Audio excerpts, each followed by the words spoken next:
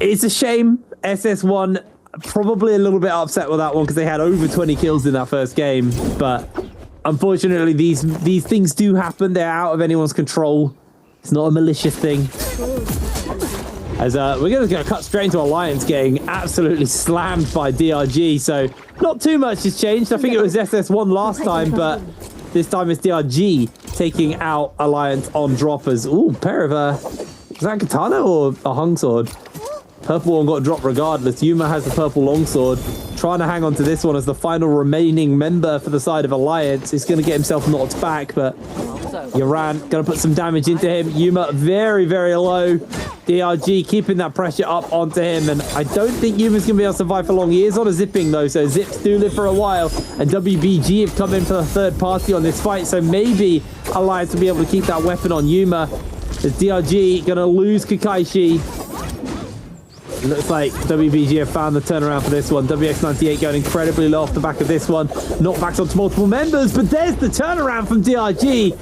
Donkyu9 secures the victory. Beautiful takeout. Yeah, some paid acting right there. They're trying to close out that last kill, and just a full freaking WBG at third party. Just like, no, where are you guys going? We want a piece of this action. Just absolutely griefing that situation. Now going over to FPX with Kuyon, Kiki, and ZGE taking a fight with Bauda's new roster right now. Sem on the outside with that longsword, looking for the horizontal sim. Kuyon gonna pop that gold F, getting parried now from XCM, taking him down. Double charge gonna be coming out from Kiki, doing that big damage, but ZZT is gonna be closing out. Last hit situation right now, 1v3, not gonna be able to do much with it. Kiki is going to fall to Bauda, and this is like the new cannonball variation that Matari very Hadi Matari instead of Uesha. Now that I'm wondering to see if it's a V1 or V2 Matari. I didn't get to see on the loading screen. I'm hoping now that they are doing well. SS1 still picking up where they left off with that Zai Matari Syra getting that 3 kills, but getting up to 20 kills, like you said, Hip Brain, is going to be very, very unfortunate. And 20 kills is very, very hard in these lobbies. Basically securing a solid day at 20 kills, especially with a chance. They were at 20 kills and the round was even over. They still have to play endgame. So if they happened to MVP that game, that was going to be probably a record setting for the season. And to the likes of the rest of the lobby, would that even have been passed? Do we get a hard reset right now? I am curious to know what the officials' rules are, just because I've never seen a full reset, especially that late in the game. A full server crash is definitely unprecedented and interesting. But these guys are champions. They can stretch this out. But the cool thing about this rain is that it's going to extend the day a little bit longer. We had a nice little break right now. We're only on game 1, or is this is game 1? Yeah, game. What we played before was the warm-up. This is now the official game 1, basically. Unfortunately, that's all you can really tie that last game down to. It was like a pre-show scrim with the whole lobby. One thing to note, DRG's Donkyu9 has the Vulpine Essence, so I'm going to assume they're going to be looking to get inside of Realm of Yang. That Soul Jade is so good for basically securing victories inside that first Realm of Yang. Looks like Alliance still got this purple longsword onto NY7 thanks to WBG saving him. It looks like Alliance are going to look for the fight. Wolves going to throw out the transform there, but NY7 coming in for the lockdown on to the Monk, as he is just going to get absolutely wailed on by Alliance. They don't really connect all that much damage. Now coming in for that slam down. Doesn't get it, but does look for the grabs. Unable to get it, and they quickly blink out. Alliance don't really want to be staying around in the middle of the Monk transformation. And Wolves will give chase, like you said at the beginning of the day. Wushen ports are a lot more telegraphed, but it does force Wolves to now drop their transform to give chase to Alliance. So Alliance have already secured themselves a little victory off the back of that. The problem is for the side of Alliance is SR was on the other side of that wall. And if they jump through there, they're just going to escape one fight and run into another. SR, Rico, seeing Alliance using a lot of their ultimates as well. And they probably saw the Wushen port themselves, so they know A lot has been used, but looks like they're not too interested in giving chase themselves. And SS1, I keep looking at their kills. I'm like, come on, guys, get a couple more. Correct that warm-up game. It's looking rough for them. Now, this is one of the parts of the new meta that's a little bit difficult. Like, if you're a team, everyone's disengage is so much harder. If you don't got grapple distance and another team has grapple distance, when they decide they don't want to fight, and if they are able to like peel out, create a little space where they start grappling, not only is like getting enough grapples hard because loot is so scarce, but then you have the added grapple distance. These Viper compositions like SR coming in hot with this attack onto Wolves. A triple charge going to be coming out from Junks with this purple pole sword, looking to close this out, coming in with the flank. Looking for the light attack by Wolves. HQ has that Zai ultimate up, trying to fight back, and SR is going to be forced out with their Wuchen port. Wolves consistently getting close to getting those kills onto these blind date comps, but not able to get the finishing touch, not able to finish it up. As just gonna see Wolves making the back off here. Got the transforming Zai comp, so you got the Monk and a Zai together. Kurumi for a lot of sustain. It buys a lot of space, this comp. There's a lot of damage output. Monk can get the grabs, you can get the slam in from the Meteor down into another grab. There's a lot of little niche things that comp can do, and once the Monk's out of transformation, then the chain scythes come out, and the chain scythes can just buy so much space and so much damage as well off the back of it. But right now we're seeing Wolves just backing off 2 minutes until that Realm of Yang spawns up, so expecting that to be where we'll probably see a lot more of the action, but still feels like some of these teams not done fighting. SR chasing onto BBE, seeing if they can just grab a little bit of extra damage. Maybe they're looking to build that rage for the Realm of Yang spawn, so just getting a couple of range pot shots off, build up that rage, and be ready to pop the ultimates when they jump inside that Realm of Yang in a couple minutes time. BBE with Roy Hehe, purple pole sword on Roy Hehe, moving along that epic hair. All these epic hairs being added to the game. I see that glowing fashion going around. Just the dollar bills just floating around in the air, just standing out. Now, everyone's skins you cannot see. We kind of just get to see it from a viewer's perspective. But in game, everyone's on those default skins. Now, DRG versus SR, probing around, waiting for this Realm of Yang. Now, normally, Viper compositions try to take advantage of these situations. No getting in for free. A lot of just seeing if you could break a piece off, pie, break off that chicken leg off, trying to grab a free kill out here. Why are we going to see a dive in? Chicken legs in a pie?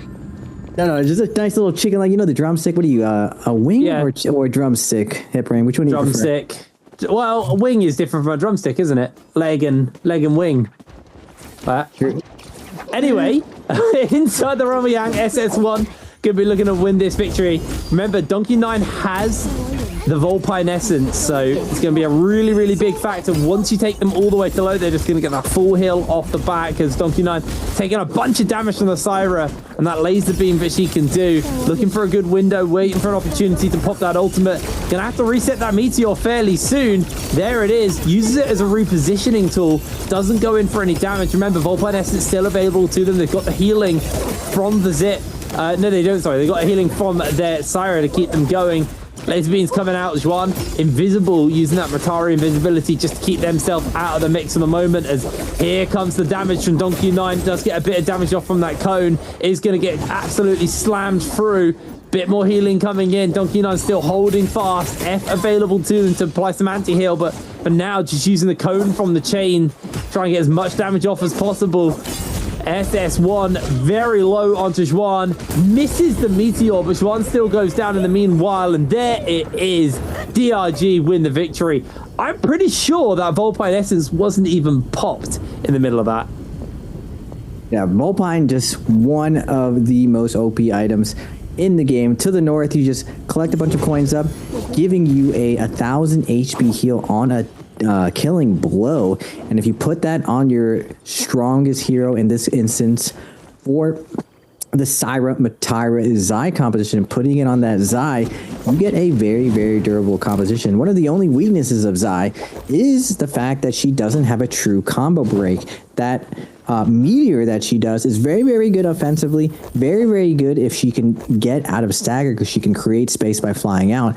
But if you sustain and loop her by keeping her in the air or you have some type of stun, it's very, very hard for her to get out if she's not in ultimate already where she can go into gold focus. But we saw DRG, some of that clean play going on, even closing it out.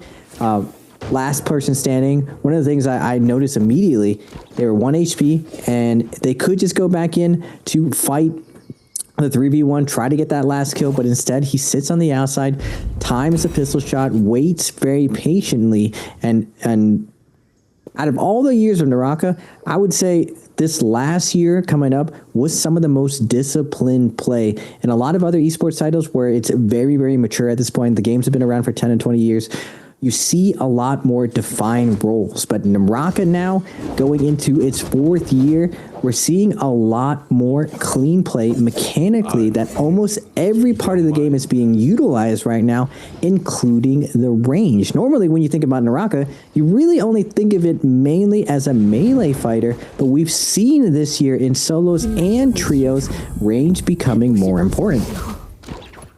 Yeah, range, sorry, very, very big thing.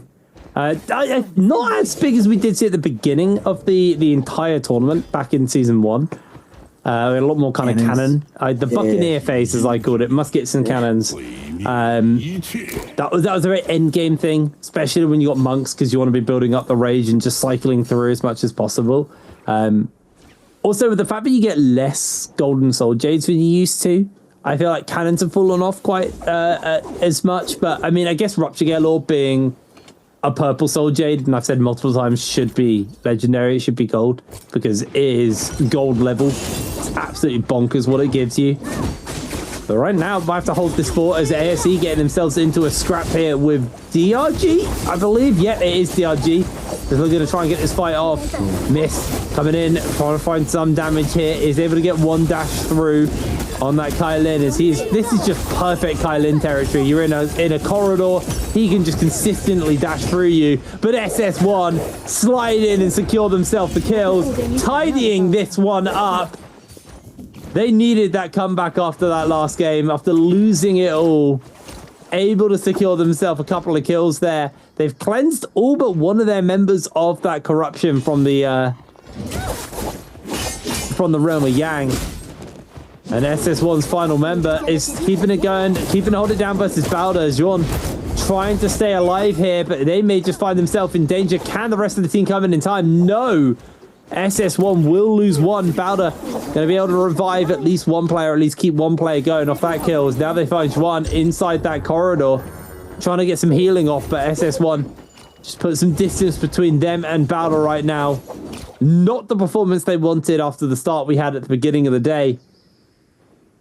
It looks like they are able to put some distance out. Juan could potentially be revived if loop around is achievable for SS1, but I don't think they're going to be able to do that, especially with Alliance and Balder in the area. They're just going to have to back off, as we're now going to see a massive fight breaking out here. YZG do not have long to get themselves cured up. Laser beams coming in from TXJ, just supermanning them down. ZG getting some heals thrown into them as YZG. They have 20 seconds to secure 3 kills. Can they do it? I don't think they're going to be able to. They're able to get one, so that's going to be a cleanse coming in. Are they going to be able to actually get that cleanse off in time? I don't think so. TXJ, he's just going to burn out. No way he can survive this one. And that is YZG just losing out very hard there. GG able to secure those kills for themselves, and no response able to come out from YZG. They're just eliminated. Oh no, they've got their Syra. They've got their Syra alive. Not the end of the world. I mean, chip in the chair. We got one player still alive. It's still possible and winnable to res. We're going to get GG's Takeda, CGS coming and finding WBG Zing. The Porter's going to be coming through, but the light on the distance is very easily tracked. GG's going to dive back in right there. Are they going to be able to get a res? Viper ult's going to be invested. Phantom Step trying to time that immunity to dodge the stun. It looks like he's able to. Yoran trying to get away from CGS, but GG's Takeda staying on top of him, looking to get the stagger going as his team handles the backside, but CGS having a trouble locking down this player on the run. But Junks is going to get Tessa ulted right now. Another team is showing on. Looks like SR is going to be coming in with that Tessa ultimate. Stagger's going to be coming out. Hit's going to be coming in the flank, but LXM is going to clank the flank with a focus attack of himself, and the fight is going to continue on the low ground, but it looks like GG has had enough of this. Moonbane's going down, and now we're going to the Realm of Yang. DRG once again inside the Realm of Yang. We're going to see LJX transform here on the Monk, looking for grabs. Not going to be able to find any yet. WBG eliminated off screen in the middle of all of this, but back to this Realm of Yang. LJX needs to find these grabs. He's used about half of his charge up. DRG finally finds a grab onto WX98, and he is just absolutely liquefied. Repeating crossbow into the slam. That is the combo. Kukaichi now getting caught. Donkey9, can he save the day? Another slam comes down, and that is going to be enough for them to break away, but they have the man advantage, and Kukaichi goes down. DRG going to lose. Donkey9, he's trying his hardest to get the additional damage off, but now inside the Kurumi ultimate, armor's getting refreshed. Wolves continue to scale as they're going to grab some goodies for their Monk. Such a different personality of this lobby coming around. It's not the Takeda Cyrus dominating. Now we're seeing some of the Monks going in, and I'm happy to see that Monk is doing what Monk does and kind of beating all the jank out there. The tried and true, get a grab, the crossbow coming through, and like you said, Hipper, the melting going through, the amount of laser beam going into your forehead when a Monk grabs you. Now I'm curious to see this season, because the previous season they were going with the healing Monk, the V2 variation, rather than the V1 variation that allows you to loop a grab. If you ever get a double grab, you get one extra grab as long as you time it correctly, which all these pros definitely do. But it was favored. The V2 variation of Monk did get buffed, and everyone started running, especially with the Jade buff between melee resistance and range resistance. Just overall across the board, everything became tankier, and it looks like when Monk gets a grab, the follow-up, the amount of pressure from just a gold armored Zai and ultimate hitting you over and over really makes the Monk's life a lot easier to get that grab. So I'm curious to see, as the day goes on, what else the Monks can do facing other compositions besides just the Zai variation of Xiphon. What will happen if there's a Takeda Temi instead of a Matari? What happens when the wall comes up? Does the Monk's pressure get neutralized? Or have they thought of different ways to delay the Monko? Are we still opening it with the Zai? I have a lot of questions, Hiprain, that hopefully will be answered by the end of today. You'd hope so. ASE and Wolves had a bit of a stare off on top of this this bridge, but ASE do win the stare off. As Wolves blink and leave. Couple of teams running around with the debuff, BBE and DRG. BBE, 0 kills. If they just go out here, that is not the start that you'd want in your game number 1 of the day, of the season as well. So looking to at least get a couple of kills, get a positive start here for BBE. Obviously a very different team. Roy Hehe being the only player who actually remains part of the team. Devin just going to respawn back in. And Alliance staying nice and hidden. SS1 have been able to cleanse themselves, and 8 kills in. It's not quite the performance they put on in that little warm-up game we had at the beginning of the day, but still a mighty good performance. And it looks like, you know, they haven't been tilted by the internet disconnect that came out. See if they can continue pace. Is now BB looking for Bowder. Devon comes in for the slam on the side. Not going to be able to hit the mark there. Goes in for another slam. Pops the ultimate and everything. So this is a full committal fight. They need to do it though. They've got that debuff on them, so they have to be cleansed. Devon loses a chunk of armor. They don't have time to wait around. Another battering from the pole sword aerial connects onto Devon, knocking them into the zone. Zem actually is not a pole sword. I didn't realize it was a Hardy just flying around. Devon getting absolutely obliterated here. We're seeing the transform come out. Zem immediately breaks away. Just trying to put some distance as Roy he's keeping the chase up. Jing transforms into the mech as well, just trying to make a break for it. Wolves coming in for a potential collapse. Jing trying here to evade being grabbed out by Roy out of the mech. It's very hard to line that shot up and actually grab them out, but it is technically possible. Jing is now going to drop the mech, and He also going to lose their mech off the back of that one. And it looks like just everyone is connecting into this no ult zone. Alliance go down in the middle of all of this. And with 1 minute 40 left at the side of BBE, there's a lot of players in the area. They don't really have any ults left, but they still need to connect into some kills, or they're just going to go out to the corruption. Yeah, just desperate times call for desperate measures. BB just needs to get in there, hopefully jump onto someone and try to 3v1 quickly blow someone up. Unfortunately for them, they are tracking a fully stacked Wolves with gold armor. That's definitely not the target you want, considering how much melee resistance they were having. They also have most likely ASCs over here, so grapple checking the vibe check to see if we can get a team with a little bit less armor. Now Bauda and BBE, both in similar positions, both blueberries going into this end game. Now Roy he immediately opening, forced out his gold up, looks for the army, going to be chunking him down. He is going to get surrounded by the invises of multiple players. NNE is going to go down there. Karumi has fallen, and now Roy he's going to take a light reset right now, but Devon in the middle of things, stuck in a 1v3 situation. Roy he getting jumping LMB'd repeatedly by Jing. Bauda's Jing trying to get this kill right now. Last hit point situation. Bauda's Zem is going to be backing out right there, but YZG is coming in with that third party. I am the #1 monk hater on the casting team. I still kind of take some sick pleasure seeing in a monk comp lose a fight. I'm sorry. I some things will never change. I've seen too much monk, but I'm bored of it. Even in a meta as versatile as this, I still take some sick pleasure in seeing monks lose. YZG though, nice little third party coming in on that Kyra, just trying to get the laser beams off. Bauda Zem gonna get caught out. They try and get the grapple locks onto them. I believe they've actually been able to. They have used the cube, so no more flying available to Zem.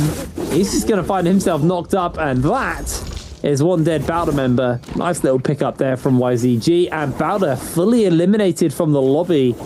So nice little start there for YZG. 5 kills under their belt. They've still got some work to do if they want to catch up to the likes of Bauda, but that's a good way to start by eliminating them and stopping Bauda from actually getting any more kills.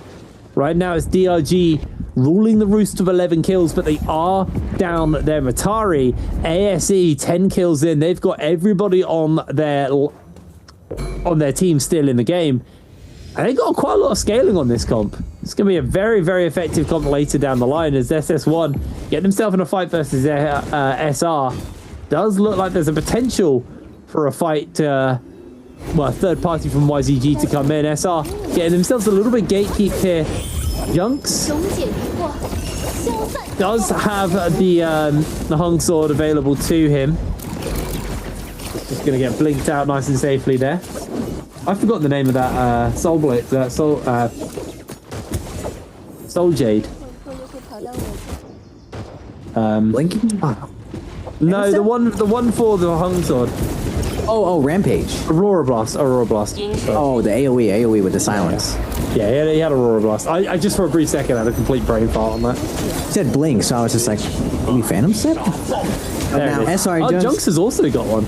Has the Aurora Burst. There's one of the Jades that at the stores, all these teams try to save up and make sure they get it. Just because in these end games, it really, really helps for solidifying, dropping down on teams unexpected because of the silence. It was not recently, but in the last year, nerfed pretty harsh, so it's not as strong. One of the things that's really good for, as TXJ is getting YZG. They just lost QGG to that Bane's Breath. He just went down. Wolves are going to come in and gatekeep and make sure no one goes down.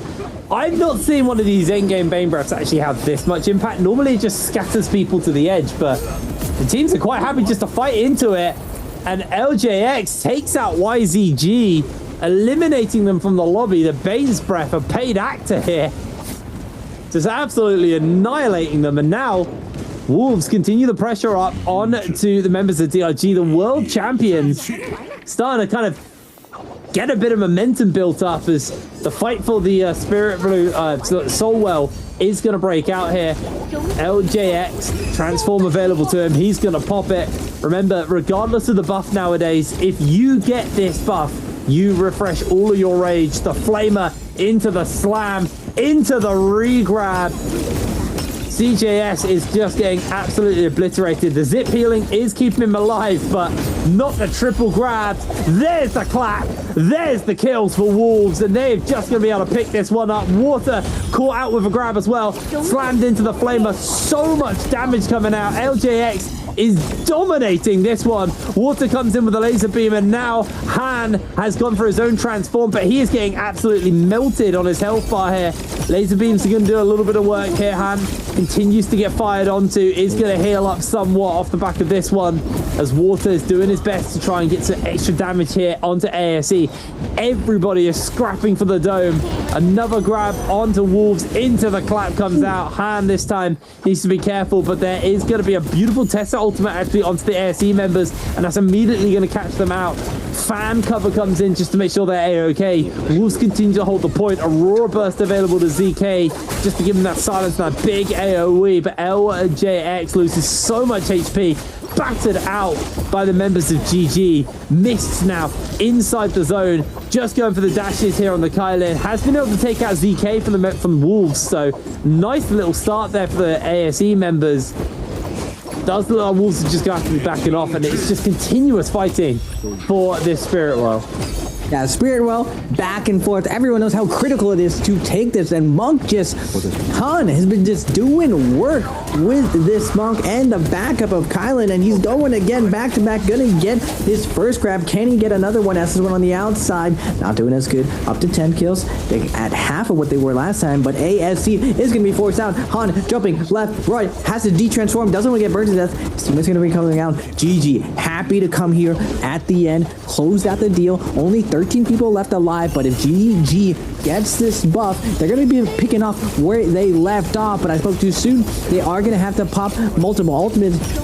Syra ult is going to be coming out. Oh, multiple shoves still left for GG, but the zone is coming in, Hitbrain. Can they claim it before the zone pushes them out? I don't think they can. SS1 are going to stand on the point. They're quite happy just to hold it down as long as possible. They just abandon hope, give up on it. No one gets the Spirit Well in the first game of the season. Laser beams coming out from Water, staying aerial and just putting out as much damage as possible. Wolves now down a player. They've lost their healer. It's all about the Monk and Sai. Can Wolves clutch this one out? DRG also down a player. ASE, SS1 have got their players. SS1 still on 10 kills, so not quite the start they had in our original game one, but still playing very, very strong here in this first game as they do lose one. Mist able to secure the kill. Wolves, LJX goes in for the transform. NiHQ is just going to be holding it down here for LJX as Han gets himself caught here by the members. They do get the Meteor Slam into the zone, takes out ASE's member, and that is going to cut them down. Which member did they take out? That's the Monk who actually got taken out there from Wolves. Another double grab comes in into the slam from LJX. He's about to lose his transform though. He's about to lose his life. He needs to de-transform. Is able to break away. Has a full set of armor, but maybe he can hold on. NiHQ goes down in the middle of the fight though. GG are starting to mop this one up. They've got the shoves available to them. On the side of CJS, he's got 2 Furen shoves available. Throws down one. Can he look for another one? Just pinging Donching down in the zone. Trying to knock him into it, but not able to actually get the damage down. CJS getting laser beam though by Kakaishi in the distance. Water also, laser beam should be available fairly soon to him as he's going to knock him into the zone. Water makes a breakaway from this one. LXM continuing to laser beam everybody down, staying up in the sky, staying away from the mix of it all. GG have all members. They have the control of this zone own Kakashi goes down. GG cash in on another kill that puts them up to 10. They're looking to hold fast. Water trying to stay alive for SS1, but he is not going to be able to do so. It is him versus the world. GG take the first game of the season. Wow. Ow. This is more traditionally what I thought was actually going to happen. GG, gonna pick up where they left off. Not SS1. It's just like plot armor. GG was like, we're not winning the first round. Can the servers crash? Servers end up crashing. So far, Hiprin. It really is. It is looking very, very interesting. Straight off the bat, we're going to see Bowder and Wolves getting themselves into a fight. Zem getting knocked back here by NiceQ. Throws out the Wisp. Isn't going to quite hit it. But Zem going incredibly low. Wolves just going to collapse in. ZZ Top, I'm going to call him. Oh, no, there's 3 Zs. But ZZ Top goes down in the middle of that. Bowder Zem gets locked in place. Does try their best to save the day. But Wolves able to finish them up. Grabbing themselves 2 kills to start it off. Now we do have SR going up versus Jing here from Bowder. The other side is going to be Jing going down in the midst of all of this. SR and Wolves could just find each other out here. Take this fight. ZK stood a bit of light shopping, grabbing some goodies. Got himself the purple dagger and blue armor, so they're actually going to be able to do a lot of damage early here. See how this one works out. They do have themselves the ultimate up and available to themselves here. Everybody getting dropped down onto that low ground. ZK wants to make a breakaway for it, but immediately they find a whole hump of damage onto Junks. ZK continuing to go low, has got those free range shots, and that's going to be enough to secure that 1 kill. Probably just going to want to heal up off the soul bloom there. Is able to grab it. Now another free range shove comes out. F available to them if they're going to be able to use it. I don't know if ZK is going to get that one, as they're taken out in the middle of all of this. So equalizing out the fight here. Wolves though low HP. Junks going incredibly low. Nice little parry onto Rico. Comes in with a follow-up here from LJX. Is going to get a little bit of extra damage off. Laser beams coming through. Junks locked in place. Only 1 member of Wolves remaining though. Can LJX win this one out? They're going to get laser beamed themselves in response by Rico. Rico able to make the breakaway. The flying is coming out. It's just a Superman battle here. Eye laser beams breaking out as LJX. I don't think they've got enough fuel in the tank to be able to win this fight. As down they go. SR take the victory.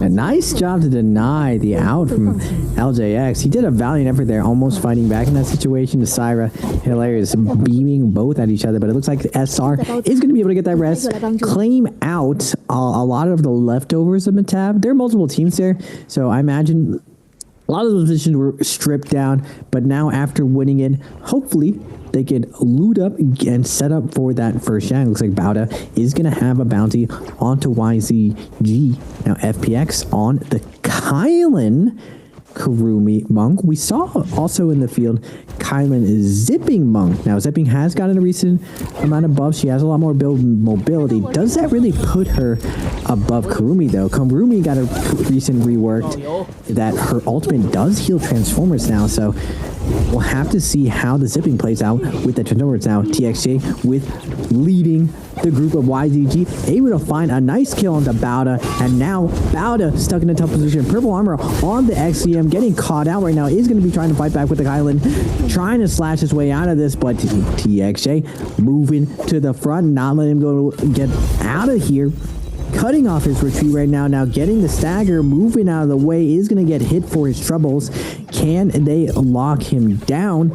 He still has ult to his name, but it doesn't look like Bao doesn't be able to get away. XCM is going to fall. Nice job from YZG finding this kill. Laser beams breaking out here.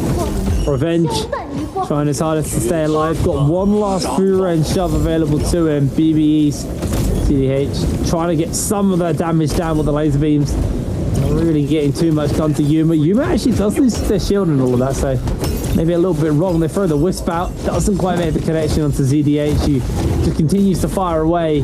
BBE though, starting to feel the pressure a little bit here in this fight. Armor stripped away from most players as Devon goes down and CDH has been left on their lonesome. Alliance immediately collapsed. Triple grab on CDH. Is going to be going down any second now. Just trying their hardest. Gets that dazzle off, but Alliance able to secure the kill. and puts them up to 3 kills. Nice little start there for Alliance. Gonna have that Realm of Yang spawning up soon as well, so see some more action breaking out from the back of that one. But so far, no major front runners on the kills. SS1 have 4 kills, SR have 5. But other than that, it is a relatively close game. No one's really pulled ahead yet. Yeah, Hollow Rush is so wide out. It's very easy to get caught out. A lot of the terrain, it looks deceptive that you can kite out on it, but because there's so much like no man's and there's so much dead area, meaning like you can't really break line of sight, you're kind of out in the open, it's very easy for teams to set traps around the map. There isn't as much like tall trees and verticality to play off, so it's very, very hard once a team kind of scouts you, realizes you're not really looted up, and they just all in you. And especially when Viper comes in just running away, you're seeing a lot of these Tesla Vipers getting out there, getting active. Moonbane is going to be coming down, and it looks like DRG with the Matari Syra is going to be fighting back. That Matari Invisible just does so well versus the Attack on Titan and what they want. Even though they're Moonbane, they teleport the actual stun, and they're already looking to go in as long as they don't get hit the Moonbane. They try to deny the rest. They are going to be able to get it. Alliance Revenge is going to go down, and down Q on the Zai is absolutely making quick work of SS1, and they are all going to fall. DRG up to 4 kills now. That did not go to plan. Blinked out straight back into the fight and then gets absolutely giga-rolled. Not what you were looking to do. Alliance now taking themselves a fight here versus YZG. QGG though coming in with a big old lockdown, able to get it onto 1, but the problem is he gets turned around onto. Beautiful catch. Yuma gonna continue the pressure up. 2 members of Alliance down low. Oh no, there's the second, so they come in for the turnaround. QGG trying to go for the revive, not going to be able to get it. They're just fighting this one out, scrapping it hard. NY7 actually goes for the salty run back, seeing the opportunity just to keep the man advantage in their favor. QGG being run down. Alliance continuing to apply that pressure. QGG, can he survive? Caught by the knockout. Immediately getting collapsed onto. TXJ loses their armor immediately to the dual halberds from Yuma. That weapon is so good at just bursting through small chunks of health in a very, very quick position, very quick period of time. Do you believe though Alliance have lost a player, so they are down a man here. This could be dicey. Yuma, the only man standing. Looks like he should be going down here. Nice little turnaround from YZG. Yeah, it's a tough part with Pulsar and you're down to 1 HP. Even though you're blocking with Stone Form, you're still taking a little bit of chip, and it makes you very vulnerable to like range attack. So one person could be staggering you, even though you're not taking melee damage. Someone could be charging up a bow at like infinite distance, and we're still hitting you for a decent chunk, especially with that last sliver of health. Now, Realm of Yang is going to be coming up. Everyone's going to be posturing, setting up, buying their armors from the store, but also planning it out. This is like a finesse that Trios teams would do. Like early on, not only do people just buy whatever little bit of grapples or whatever, also unlocking slots, but they go and look at what the gold jades are so they can kind of prioritize which ones are left in the store, where they should go to get money in order to buy these things. And if it's a really, really good jade like Aurora Burst, it ends up might be worth it to make sure that you set up the time to go after it. Now we are going to get 2 of the oldest teams in the league, WBG and GG, inside the Realm of Yang. And now we got, instead of 330 on Monk, LXM on Monk. Yeah, I'm surprised to see that it's LXM, but we'll see how he handles it. Both of the monks are transformed on top of each other. It's just a bit of a jump around right now, waiting for an opportunity to find those grabs. Everybody's just kind of evading and chipping away at the monks. LXM is starting to come out for the worst of the wear though. It's just going to break away, gets on top of a pillar, repositions once again. And honestly, it feels like neither monk really achieved much of anything there. You do see Oran get a grab and a slam onto CGS, so at least he does something. But immediately, Kurumi Ultimates come out, refresh that armor, keep everybody going, and now the monks are transformed out. Let's see how the Kailin and the Zais are going to be able to handle this next stage. LXM already down. GG just getting absolutely rolled here, getting knocked back. Nice little parry as she came out. 3-3-0 gets himself a nice slam back there with a pulse orb. The parry comes out from Yaran in response, and there they jump in with the halberds, going in for the strike. 3-3-0 goes down. CGS the only one standing. Can they find the turnaround? The answer to that is an absolute no. They cannot. Yeah, going for that focus attack, a little bit risky, but we're sending those. We got the gold F up, no problem. And we're seeing that Monk dominance coming back into the scene. Monk's winning inside Ramo Yang. So many different variations of Transformers. The Zai Monk looks like it's here to stay. That pressure from a Zai is just so strong. But speaking of pressure, WBG is going to be able to get a nice fight in. Double red buff going at. So technically, nothing is played for keeps right now. We can play it for extra kills and really just go all out and just possibly res somewhere else if you don't get in. Nice grab coming out from Yuran, but Yuan is able to get out right now. Zai F is going to fly around with Xing down to 1 HP, but the armor circle is going to be coming up. Xing is going to be able to pick up his health. Nice peel coming out from Yuran with that stomp, stopping the grab completely. One grab is going to be coming out. Yuran looking for 2 grab, gets a detransform, but unfortunately for him, his monk is going to be transformed, and now they're going to be fighting it out with this red buff. No more ults to the name. Mono e mono. Who is going to be coming out on top? Xing is going to be fighting against ZGE. Did I see a focus light right now? He just took out his legs right now. Definitely a crouching LMB at minimum. Tap down to roll is going to be coming out from Leo. Jump parry on his 1 charge release. Momentum going in FPX's favor right now. They have lost 1 right now. Xing is doing a really good job of fighting his way out of the situation, but Yaran is going to be backing off. He's down to 1 HP. Finally gets the reset. It's going to fade out. Look for an RMB. Unfortunately for him, this Fuan on the Cena is going to get, or on the Kurumi is going to be able to get that parry.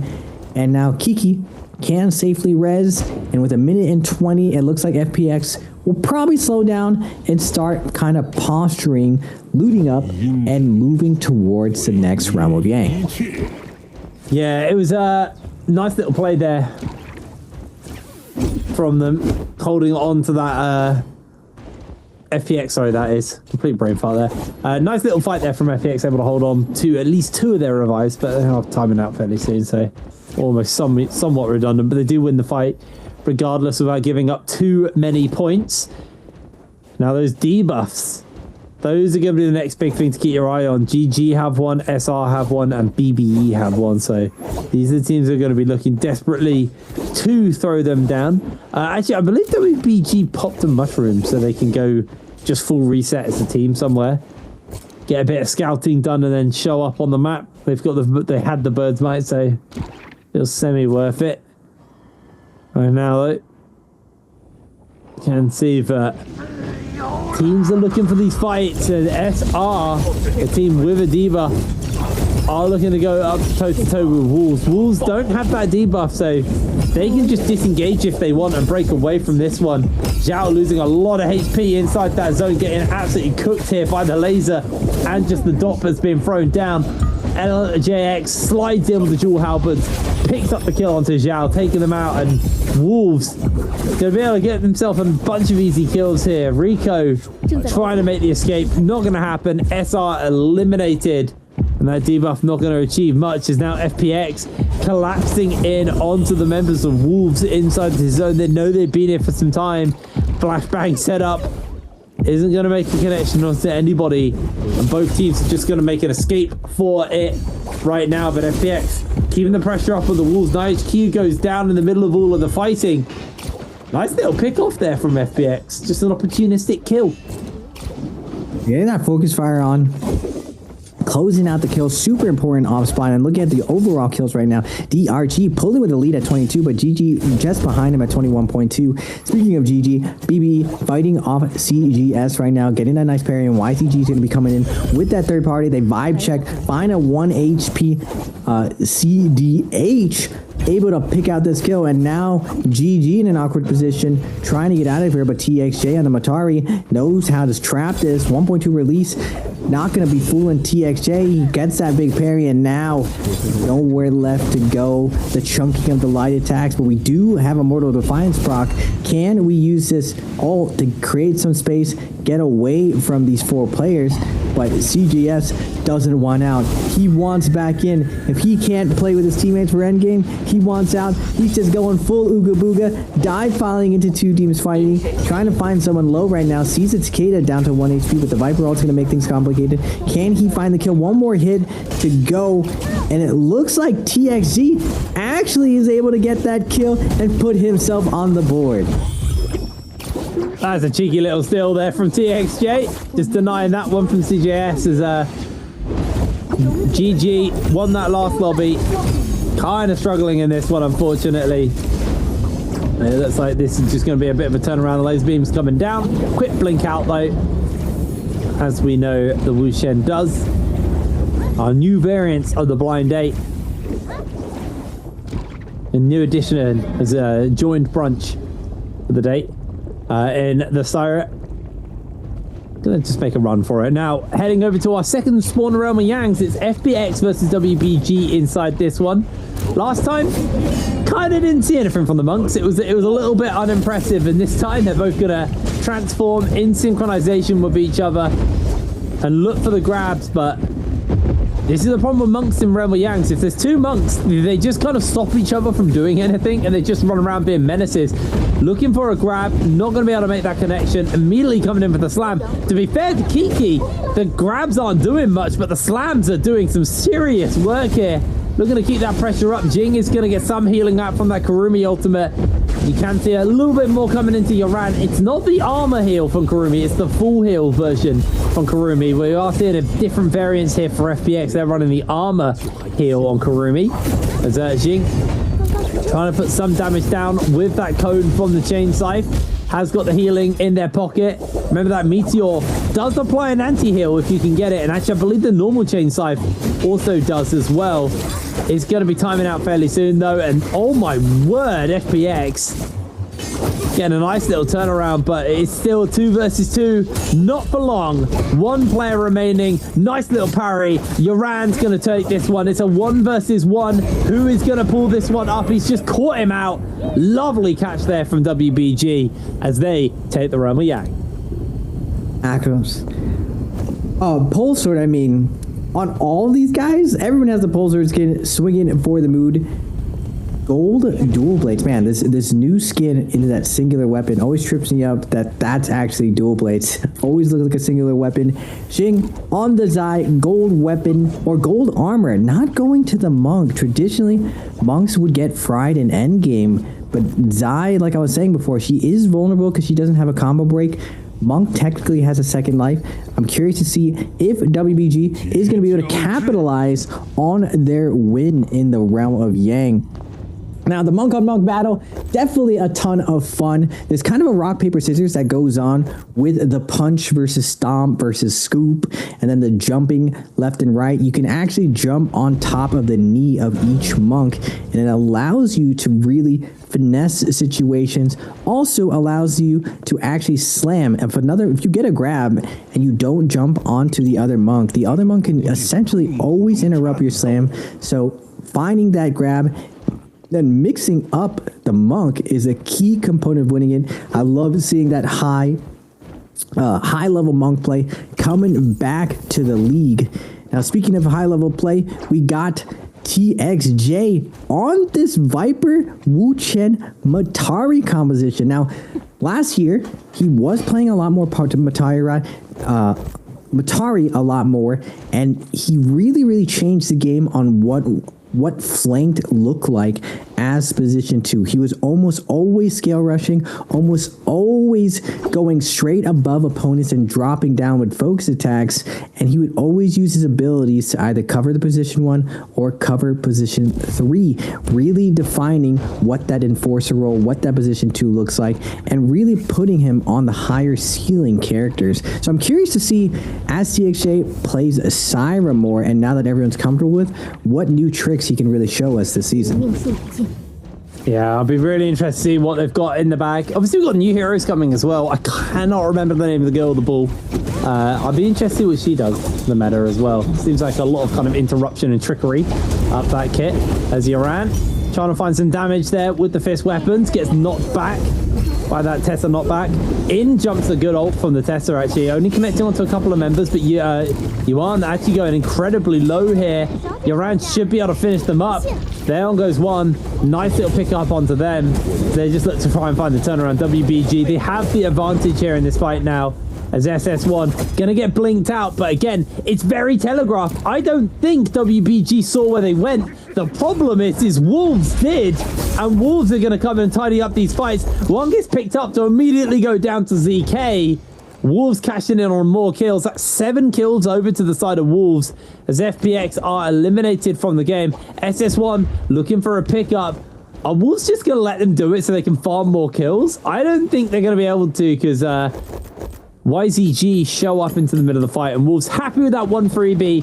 Just a little bit of shopping as SS1 and YZG chasing into them, and Wolves may be able to tidy up a kill or two off the back of this one. Just playing it as scavengers on the sidelines. Cannon fire coming in from ZK, and the fight continues to break out. QGG keeping that pressure up on to the members as we'll cut away from that fight. Head over to DRG versus ASE. Yeah. ASC DRG looking to get active right now. We are down to the last 9 minutes of the game, and again, hit brain. 16 people left alive. That duo left in ASC's, I believe, Han is going to get picked off by WG's Euron.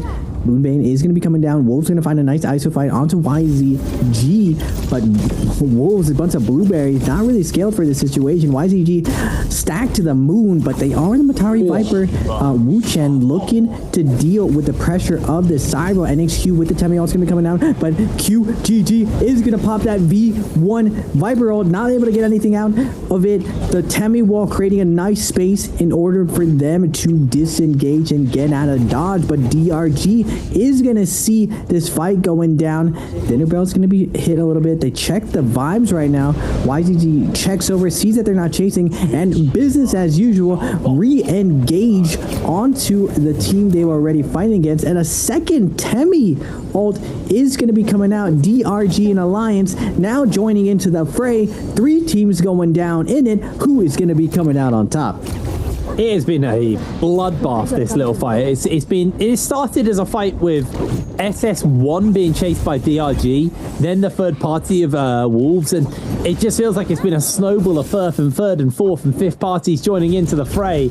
Because Dongjing trying to get some nice damage here actually onto Yuma. I think Yuma's going down. That's a nice little pick up there from Dong. Able to secure that one. They are just going to make their way away from this fight. It's an extended fight, but it's a very tempered fight. All of these teams know the risks that can come from this one.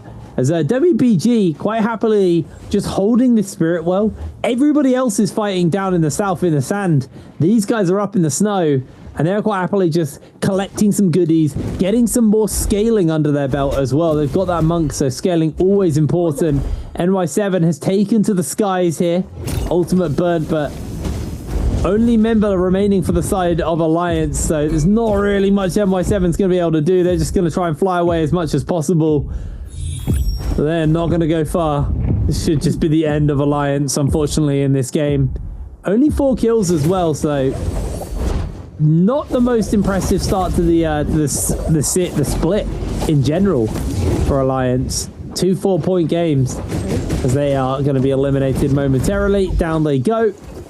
YZG blink out into the ute to get away. Well, I don't know what you call those now.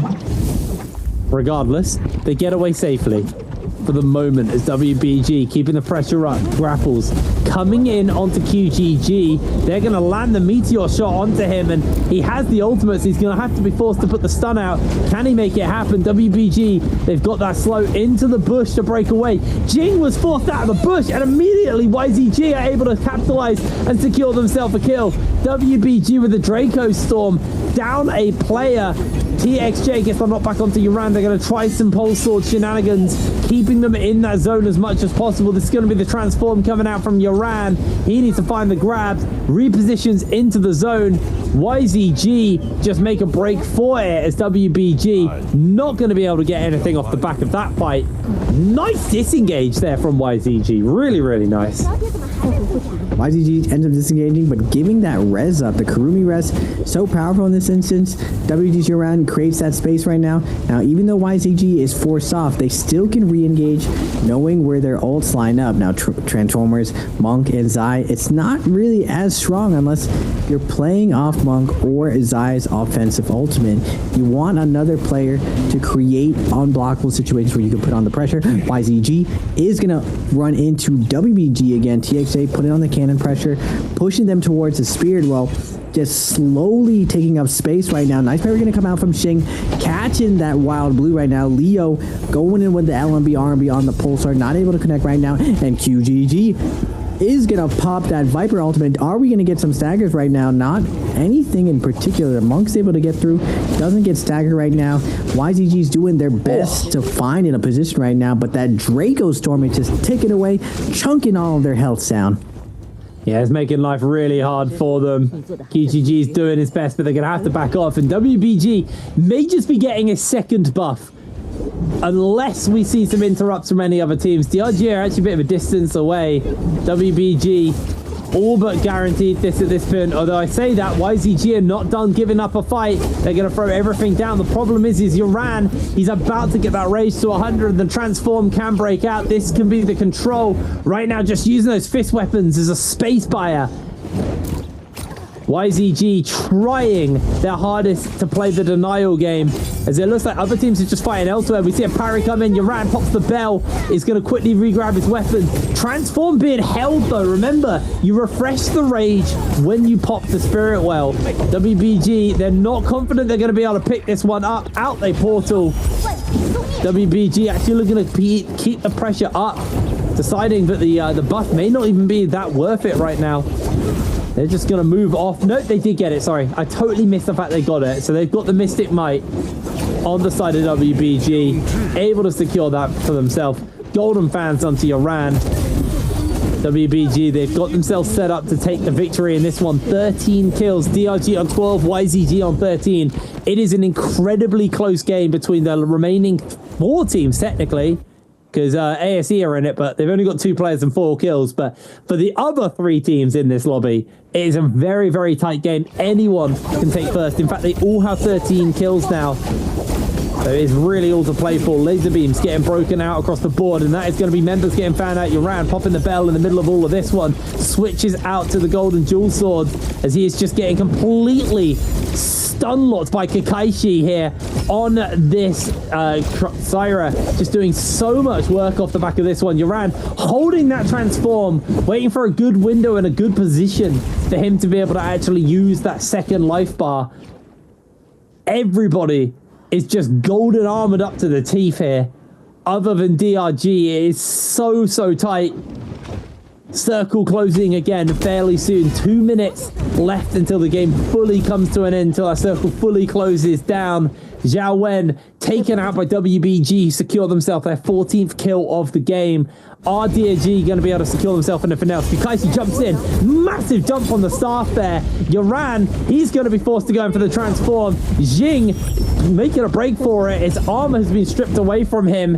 And now WBG forced to use the transform, but they're on a pretty low position here. CXZ just going to break away. There's a massive fence between them and WBG. So actually forcing the transform out early, very beneficial to everybody else. Although I say that, hands being caught. ASE have been eliminated. 15 kills over to Uran and the rest of WBG. Other teams hiding behind that wall, being able to wait out that monk transformation, really, really beneficial to them. As Uran going to be forced in. Zones closing pretty much on the fence, so depending on where you are, you could be on the right or the wrong side of the wall here. Jing making a break for it. just going to put some distance between them. WBG 16 kills. Chain Scythe coming in. This could be the 20 bomb coming in from the side of WBG. An absolutely colossal start for them if they can get it. Kakashi sends Jing packing. No ultimate available to Jing anymore. It's about to get that meteor back up for the reposition. All the potential damage it can offer. Jing comes in for the slam, and that's WX98 down. Another kill over. The 20 bombs secured for WBG. Kakashi just trying his hardest to secure something, a single kill if he can, onto some of these members. The laser beam's going to do a lot here. He's just beaming down onto them. Ultimate about to be timed out though, and his health bar incredibly low. They just blink away to safety. Can he get the damage down? I think he can. No, WBG are the ones to steal it away. And that is going to be an 18 killer as well over to the other side. But a huge game for the members of WBG. Over 20 kills at the end of the day.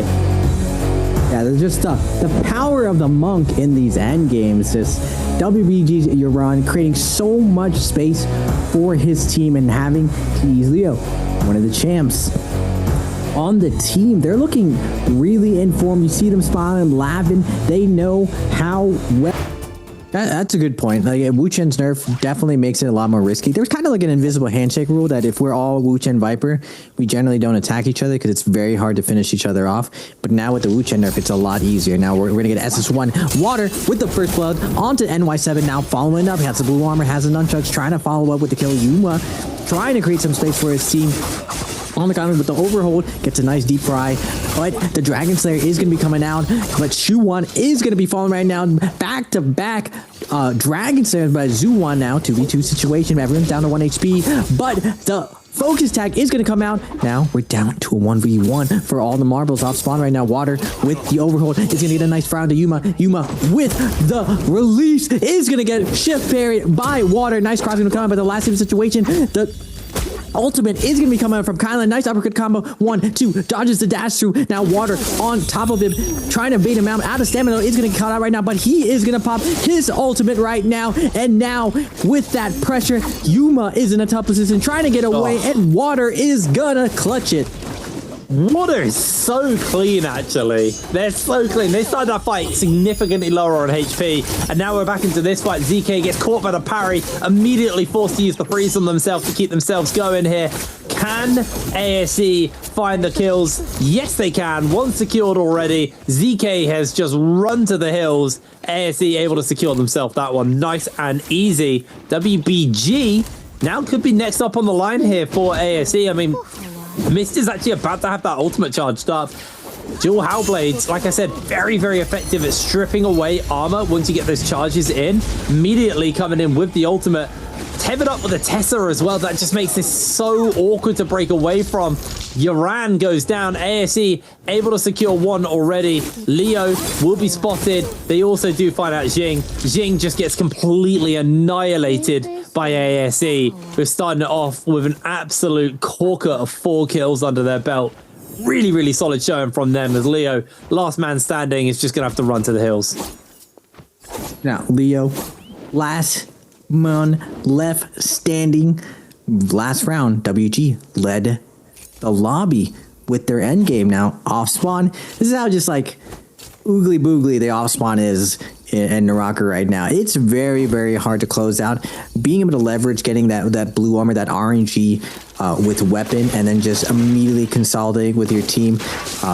Everything is just so much more fierce, so much more condensed that you see like these 1v1s coming out when teams are evenly matched, when the loot's evenly distributed, and they don't really get that snowball. We're seeing a little bit of that spread out, some of that old macro strategy, the money location. Celestra, not the most loot compounded, but if you're not running Transformers, one of the better places to fight, just because you have a ton of terrain to work with, a ton of buildings to work with, and you can leverage it better versus the Transformers. They generally like going to the north right here. Sunwing, a lot more open spots, and we're going to get BBE versus ASE. Viper going to be flying out, looks for that F3, not able to connect, but he's going to get juggled right now. Roy He on the side, put in under pressure, but the Moonbane is going to be coming out. Missed down to his last hit point situation. Nice job by Roy He to take him down. BBE's CDH looking to close out more kills, but the Moonbane is going to be forcing him out. Wu Chen with a nice port out, putting him on top, able to get his team up, and now we're going to go over to FPX versus YZG. Yeah, fight is not ending. There's just constant action everywhere. QGG's doing his best to evade, but Kiki get absolutely obliterated here by the laser beams, by the mechs. There is just nothing he can work with. He's lost all of his armor. The mech is going to time out now, but a great parry comes in. Kiki pops the bell, but that is not going to dissuade them for long. QGG goes for the freeze and into the lockdown. FPX going to lose their monk. YZG able to secure themselves that kill. Now Alliance in a fight with SS1, but SS1 are just unrelenting. They're not letting up.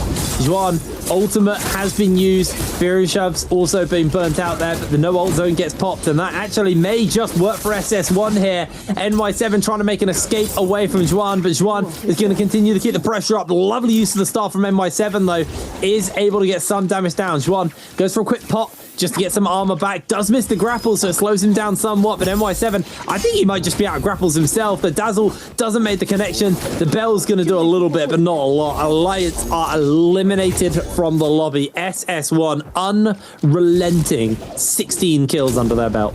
16? 6. I'm ahead of myself. 16 kills. Like, whoa. That's how did they do that? 16 kills trying to make up for the previous game, but up to 6 kills. Very, very clean play, closing that out. You see Alliance trying to hold the line, trying to find that nice overhold, but the light attacks coming out from SS1. They don't even care. They're not throwing out a blue attack, not giving him a chance to come back.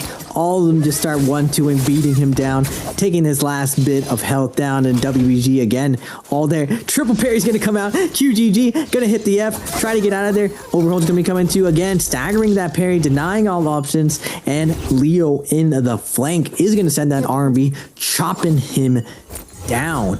Now the off spawns is going to be cleaned up right now. Looking at the leaderboards, DRG with 1, WBG with 1, SS1 with 6, ASC with 4, GG with 3, YGG with 1, Bowda with a 3-piece, and BBE also with 5. When you're in these scaling teams, all the siphon compositions of Takeda, if you're able to get 5 or 6 kills, like, you're really sitting pretty on money. Just because, like I was saying, Takeda needs so much. He needs tons of weapons to get going. ZK again getting chased down. Moonbane getting invested onto him. Now, might seem like a little much executing with a Moonbane, but off spawn, you have 2 options. You're either saving your money to buy some armor, buy some weapons, or you're buying a Moonbane. Now, the cool thing about a Moonbane is everyone else might be buying armor and weapons, and if you get that kill, you can get both. It is a little bit more risky because, as you saw there, when they Moonbane, you can get out of it too. If the execution is poor, it's not guaranteed that you're going to get a ton of value off that Moonbane.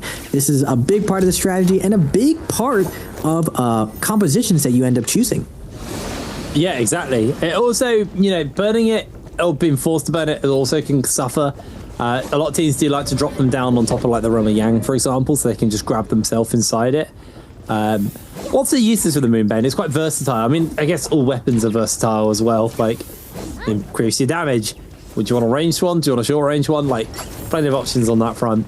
Right now, we're seeing the Roma Yang spawning up. No one's going towards that western one. Everyone's heading south and to that northeastern point. BBE, I believe they have a variant challenge on them right now. So I explained the big red dot on the map.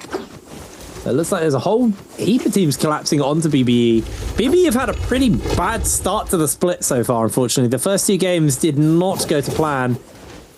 No ult zone popped here from... is that DRG? Yeah, DRG. So they're just going to look to hold it down, knowing that this is the no ult zone. This will stop any shenanigans on the portal spawn. I think everybody is going to be looking to get their hands on that. FPX getting a couple of rebirths off while everything else is going on. And while people are in the Roma Yang, it's the prime chance to jump in and grab yourself some kit. But it just dogpiles a mosh pit for the portal. DRG, I believe they got everyone inside. I can see that Bowda did. It's going to be a fight between Bowda and DRG inside this Roma Yangs. We'll probably see what the other ones are looking like. It's GG versus SR, and it's WBG versus Wolves and the other Roma Yangs. Kakaishi and ZZ Top going to go for their transforms at the same time with one another. Kakaishi taking quite a lot of crossbow shots here into the back. from that range, being a real menace, trying to find the grab, but he just gets knocked back off. He did see a grab actually come in from ZZ Top. I believe it was interrupted, though. WX98 was able to break away, but Kakaishi, he's going to lose his transform soon. He's going to lose his life if he doesn't drop it. Getting completely wailed on. ZZ Top untouched. He even gets the grab off. I believe he even got a clap out there. They do go in for the Kurumi ultimate to get some health back, and now ZZ is going to get jumped on to Kakaishi. Jumps away, back into the healing. Laser beam from Jin going to break out. Zem finds the lockdown onto him. He has those dashes lined up, though, on the Kailin, and now it's his turn to play. Who's he going to look for with these dashes? Has used 2 already. Going to try and get another slash down onto a couple of members. Kakaishi eating some of that damage. Dongqing incredibly low. Is going to look for the follow-up. One more dash should just about do it, and refreshes a couple more dashes for himself. Gets another one for Zem. Absolutely monstrous Kailin performances. There's the parry onto WX98 and the follow-up of the victory. Beautiful win there for them. And meanwhile, I saw a little pop-up. BBE got eliminated from the lobby. They are not having a good start to the split. Unlucky getting eliminated this early, but the off spawn is so brutal, especially the problem is when everyone's a scaling team, it becomes a little bit of a gamble of who's going to be coming out. Now coming out with the Vermilion's buff, Bauda and WBG going at it. Another Monk rematch. Stomp's going to be coming down off the slam. Big damage coming on to Yuran. Yuran trying to make his way to his healing circle, trying to get in there, looking for the grab onto Jing, faking it one way, then going back, looking for Zem right now. Gets one, doesn't get two. Zem able to dodge right now, but on the outside, GG's going to be coming in. Healing circle is going to be coming out for ZZT. Multiple, both Syras looking to go in, but the range attacks coming from the outside right now, and YZG rolling in with the assassination play. Has a Justina proc already coming in, but he's already waving the white flag. We want out of here. We want to surrender, but Bauda wants none of that. We take no prisoners. He's coming in hot. XCM on the Kylan, putting Justina in the blender, go and put him in the car crash, lifting him up left and right. That buff to Kylan just adding so much heal to him, bringing that durability back that he had in the beginning of the game. It's not gonna matter though. Everyone's piling in right now. Vermilion's buff is going crazy, and TX Shade showing up with the beam, laying down the law. Absolutely huge scrap breaking out here. CJS pops the meteor, just looking to jump in, but this fight is just being a complete scrap. Everybody looking for it. CJS, a huge cone from the chains though. Loads of damage coming out from the Zai. He's trying to line up some more, but he hasn't actually got any more of that ult charge available to him, so it's just down to those horizontal slashes from the longsword, and he's doing work with it. WBG getting a little bit rolled here. CJS goes down, and GG are eliminated. So close. So close. Again, on top, WBG is having a solid day. Once they get going, they're looking like the likes of GG, holding their ground, not really shying away from the moment, and letting everyone know like what this year is going to be looking like. Yuran's looking like a premier monk of the league. I saw some really cool finesse in that Yang. I have never seen this before. Since they added leap to monk, a lot of monks landing on that pillar, a little bit difficult, does require quite a bit of aim and spacing to land up there, but when a monk lands near each other, I saw a little mini hop as the first monk jumped on a pillar. He saw he was being followed, and he jumped over the landing of the last monk and then punched him off. So really cool stuff as the monks try to harass each other, try to box each other out. And speaking of harassment, we got another fight going down. 1 minute and 20 seconds on to Wolves. They need to cure the Yang depletion. They found DRG. NH2 is going to jump into that Feria mech, try to create some space for his team. He is getting deep fried by the crossbow right now, and ZK is going to activate on Justina. What can he show us? He's going to have to find an opening right now. Monk, ton of durability, is going to finally pop it up, holding on to his ultimate to the last second to get maximum value off of this. And now Wolves is in a tough position. They're going to have to fall back right now as Monk enters the field and threatens that grab right now. ZK doing a good job. This terrain, not ideal for Transformers. Just so much stuff to get stuck on, so much area that you're not able to really get that good value, get that stagger and those combo grabs going in. Nice job from ZK, but they have 35 seconds hit rate. They need to find a kill, and now SR is showing up to the party. They've got the freeze though onto ZK, so this could be their opportunity. A couple dashes left to slam in. Is that enough to secure the kill? I don't think it was. Oh no, they did get one. It was actually SR who stole it away. The question is the Soul Bloom. I don't think they were able to pick it up. SR just tidying this fight up beautifully. Everybody going to be timing out. All of these Yang depletions about to fade away. DRG going to disappear away. I believe they actually just cleansed the player off the back of that one. They still have 6 seconds, and I don't think it's going to last. Down they go. SR with the third party. Absolutely beautiful play from them. Eliminating quite a few players there. I don't know if all of the teams got their... Well, if any of those players got a cleanse off in time. Looks like Wolves and DRG were able to get one player cleansed each. DRG don't have that much money, neither do Wolves.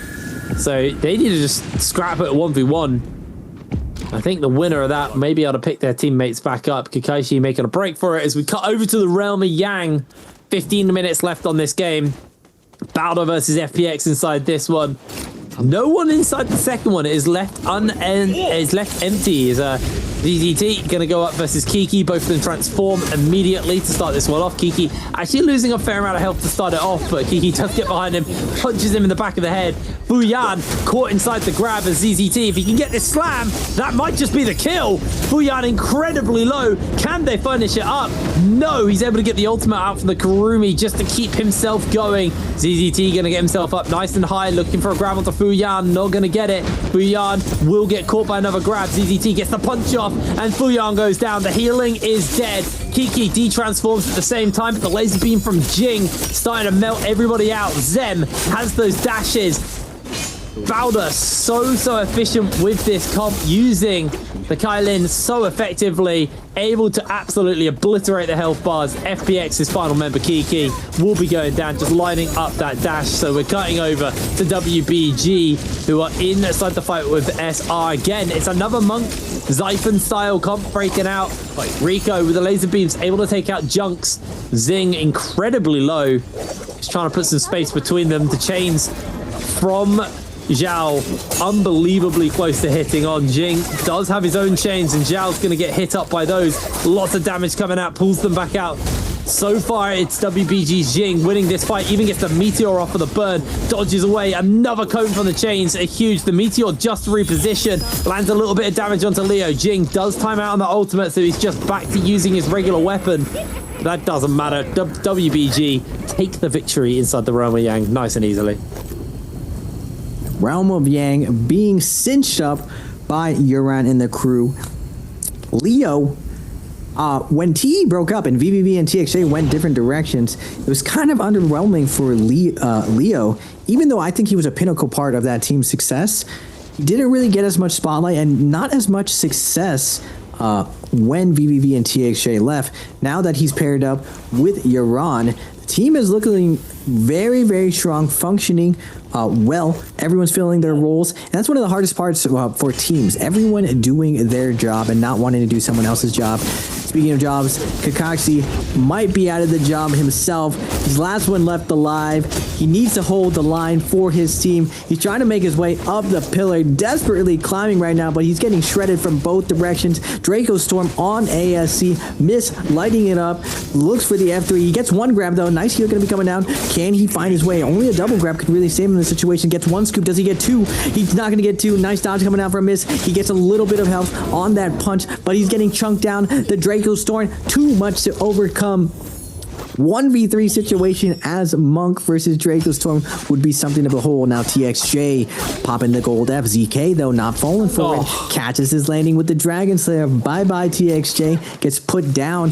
Last two people left alive. He has 21k right now. Gonna pop his ultimate. He's trying to get away to res his teammate right now. Tessa ult's gonna come out. Triple dash is gonna come. He has 4 dashes in. Tessa ult does stagger him, but now ASC sees him at max range, trying to get that grapple on. ZK trying to break line of sight, get that grapple going. He does. The spear giving him that little bit, but again, the max range grapple. ZK is going to get staggered right now, force the gold F.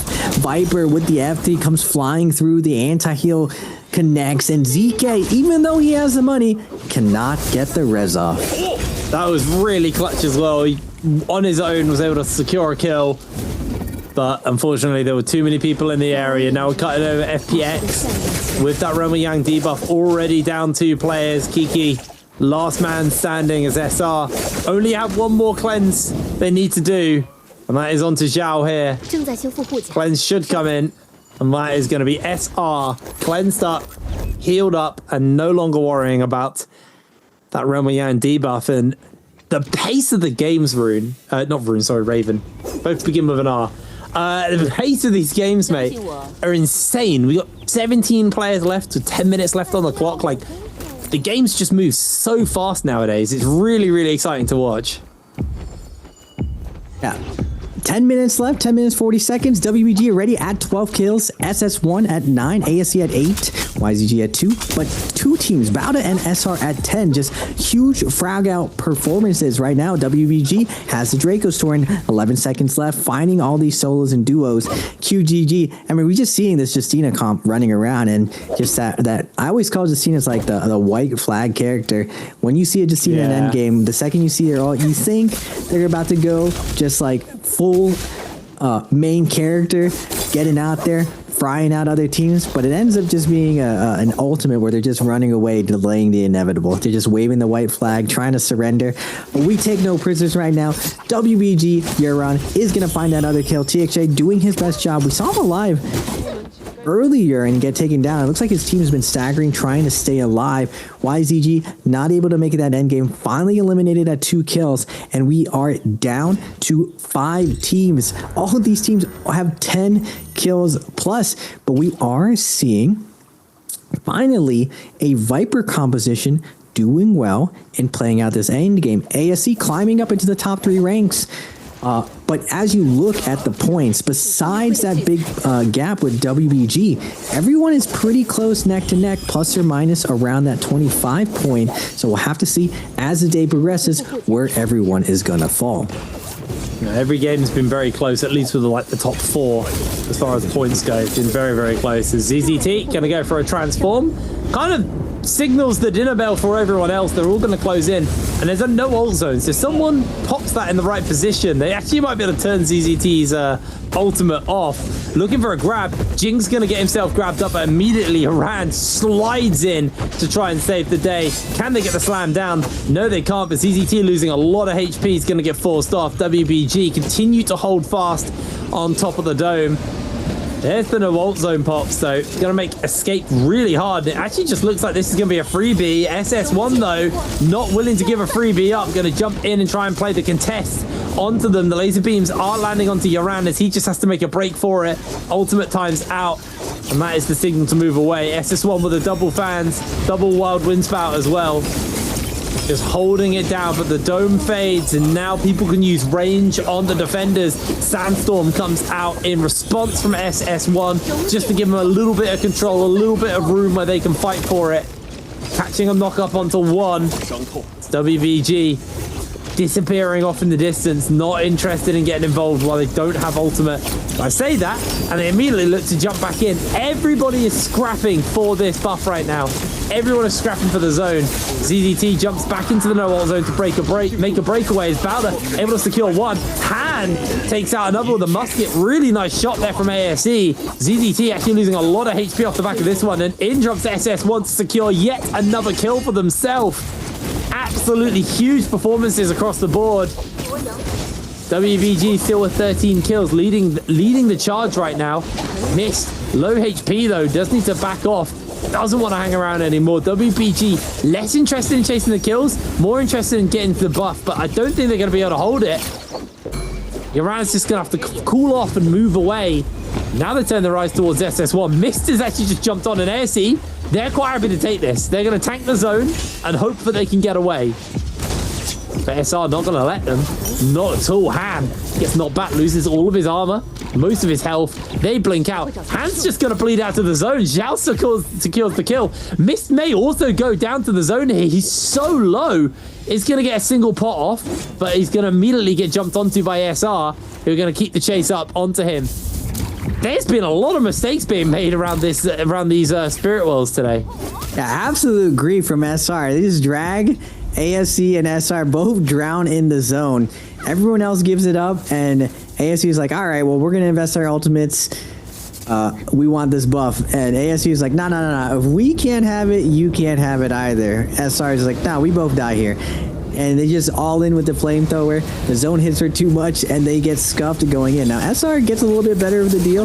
They end up griefing ASC. And to be honest, ASC would have leveraged that buff being the Viper composition. Now we go back to that normal, back to this endgame macro. Who is going to be able to take this situation? Euron is going to be popping that Monk ultimate. What can you show us, Euron? Looking for that double grab right now. In that Kurumi circle, he's going to be healed up. He's looking for one. Can he get one? The Moonbane is down. That 80% Moonbane claiming most of the zone.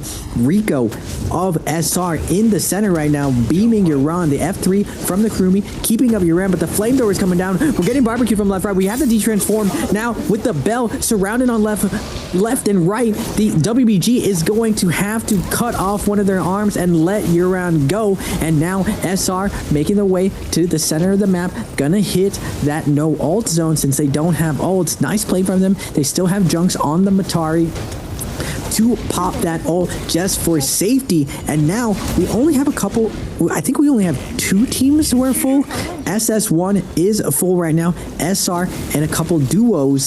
So lobby is closing out, 5 minutes left. Next zone, Spirit Wall is up. The scrap off is going down. Zhao in the middle. Everyone's going to be fighting this, but with everything coming down with the last 10 players, who is going to be coming out to secure this third game?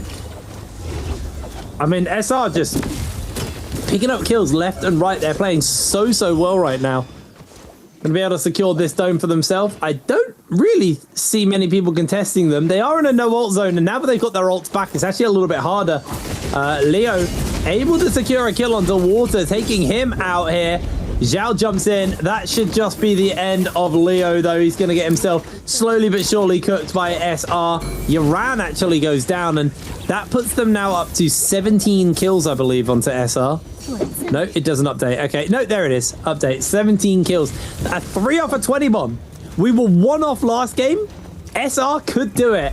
Their biggest problem right now is the no ult zone that they popped is right in the center of the zone. And they got their ultimates. They're ready to fight as they're going to find Mist. Mist gets isolated. SR secure themselves another kill. That's going to jump them up another point on the standings, up to 18 kills. SR are just unrelenting right now as they look for another one. Bowder steals the kill. Jing with a laser beam denying, and that denies the 20 bomb as well from them as they're just going to keep the pressure up onto Jing. Jing goes aerial. He's buying the space. It's going to be a 19 kill game over to the members of SR, but Jing, all he can do is just be a nuisance. That steal of the 20 bomb is heartbreaking for SR, but 19 kills, they'll take that. A nice jump from SR closing out that max range musket shot. I can't believe you can go that high on Syra. Jig does his very best to try to deny the kill. And a lot of the times, especially in grand finals, it does come down to the wire. Even in one of the worlds, the difference between HLG and TE was literally decimal. I'm very curious to see if that many teams hot dropped here. It's looking like there is at least 2 or 3 teams here so far. ASC and WBG going to be first ones going on. Slapping to the ground. SR.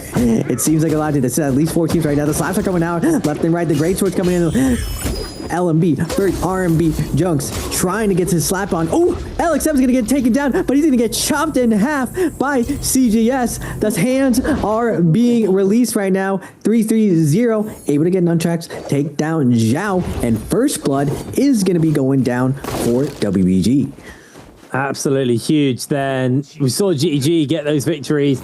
A team who, you know, I've been quite critical of their early and mid game. They often lose those drop fights. They often struggle a little bit.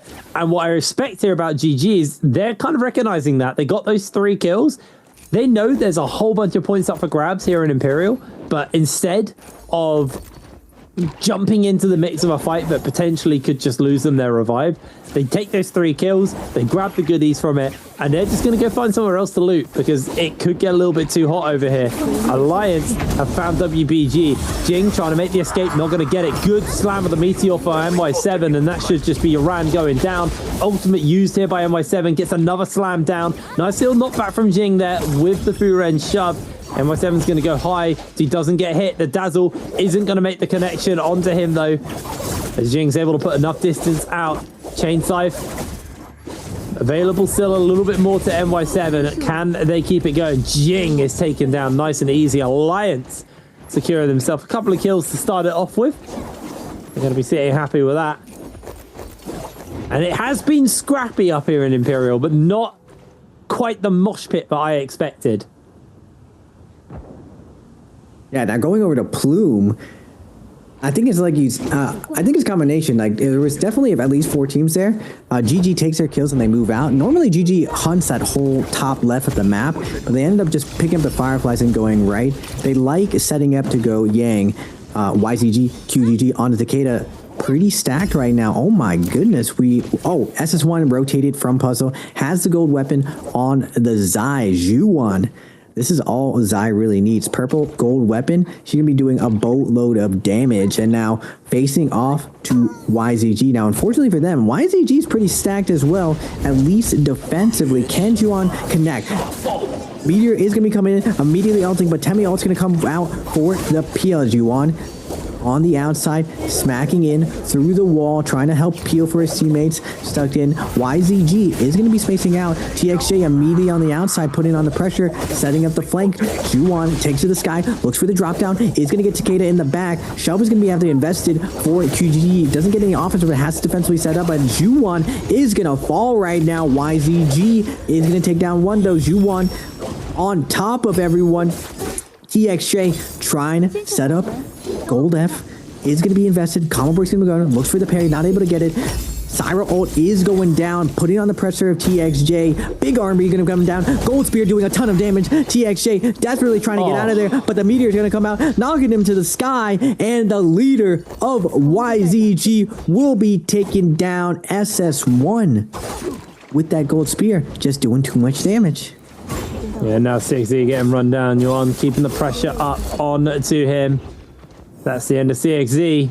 SS1, 3 kills in now. Having a very, very good showing. Really, really impressive from these guys.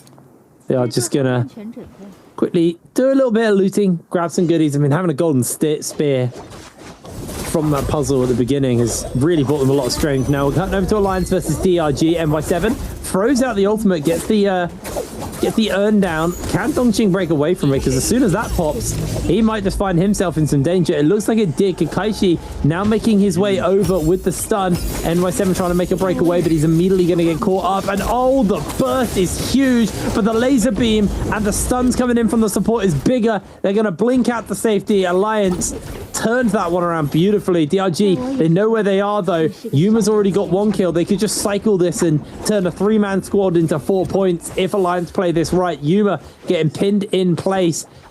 Is going to just re-engage any second now. NY7 has himself the Bane's Breath on his side. This is going to get even harder. Yuma gets caught out. The Bane's Breath's going to come down, and that's going to change the tides of this fight. NY7 doing a zone off. Go for the revive onto Yuma. Very hard to try and contest the revive here. Alliance. That Bane's Breath saved this game for them here. That could have been really nasty. Yeah, the nice thing about Bane's Breath, it's so versatile. Like, people think that you're just going to use it offensively to gain horsepower. But, like, if you ever get jumped, as long as your support makes it out and you peel for her or him to get that Moonbane off, you can use it defensively to get reses. Now, the tough part of it doesn't mean people can't shoot into it, so the range can become a factor. As long as you have a Wu Chen, you can put up a wall and get that res. And this is how a lot of Viper teams end up using it. Now, WBG making quick work. You step out of the safety of that Moonbane, we've already taken down 1 of DRG. Can we take 2? NY7 is going to lose Yuma. sitting on the outside, gonna trade out heals. Some Wuchen heals coming out right now. Dragon Slayer's gonna be coming out. Doesn't get the full connection. NY7 trying to find that R&B focus, not able to get it. Gets a one onto Don Q. NY7 goes back to back with the release. This time landing a parry, but they lost him right now. Got the Vito, 1 HP. Don Q in a tough position, getting shipped down right now. NY7 wants to keep up the pressure, leading the charge on his Zai. Is going to get double charge for his troubles. WX98 trying to peel for his teammates. Tesla ult's going to be coming out, but can he survive? He is going to fall. Tesla ult's going to get canceled down in a 2v1 situation. WX98 has to find something, but the light attacks from both sides of him, not giving him much option. Timed out roll is going to be coming out. He goes for the 1-2-3, but 1 HP left, able to put the wall up. Wait a second. Oh my word. He's brought this back. 1v3 situation. Can he bring it back? No, he cannot. Whew, holding our breath for a second. Alliance had to be sweated.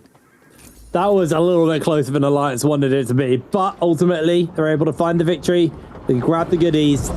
Alliance 6 kills in. They've had a very bad start to the day, so getting 6 kills at the beginning of this one is a massive confidence booster for them going forwards.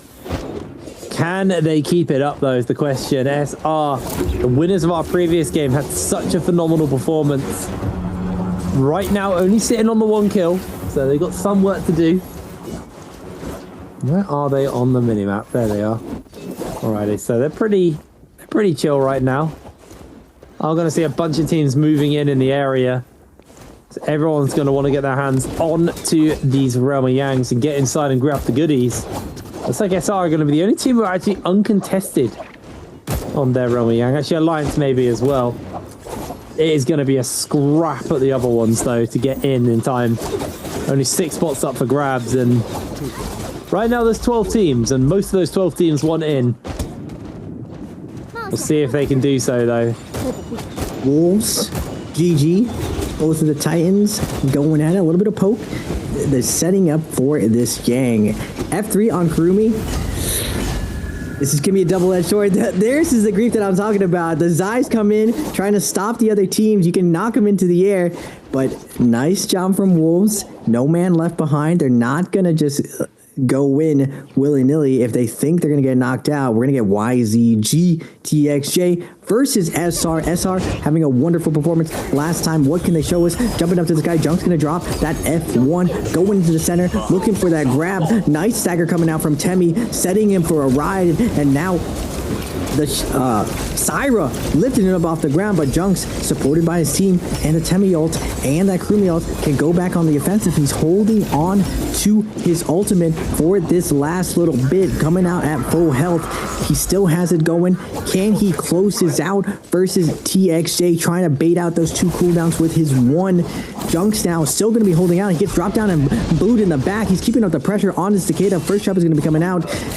Can he get more from this? He needs to set us up his teams. Rico's already down to low health. So is Junk right now. Put against the corner. CXZ with the pressure, with the kill. QGG is going to put Junks into the ground. Zhao now down to his last little bit is going to double hold and release, but it's not going to matter. The F1's going to control it, and he's going to slam him to the ground.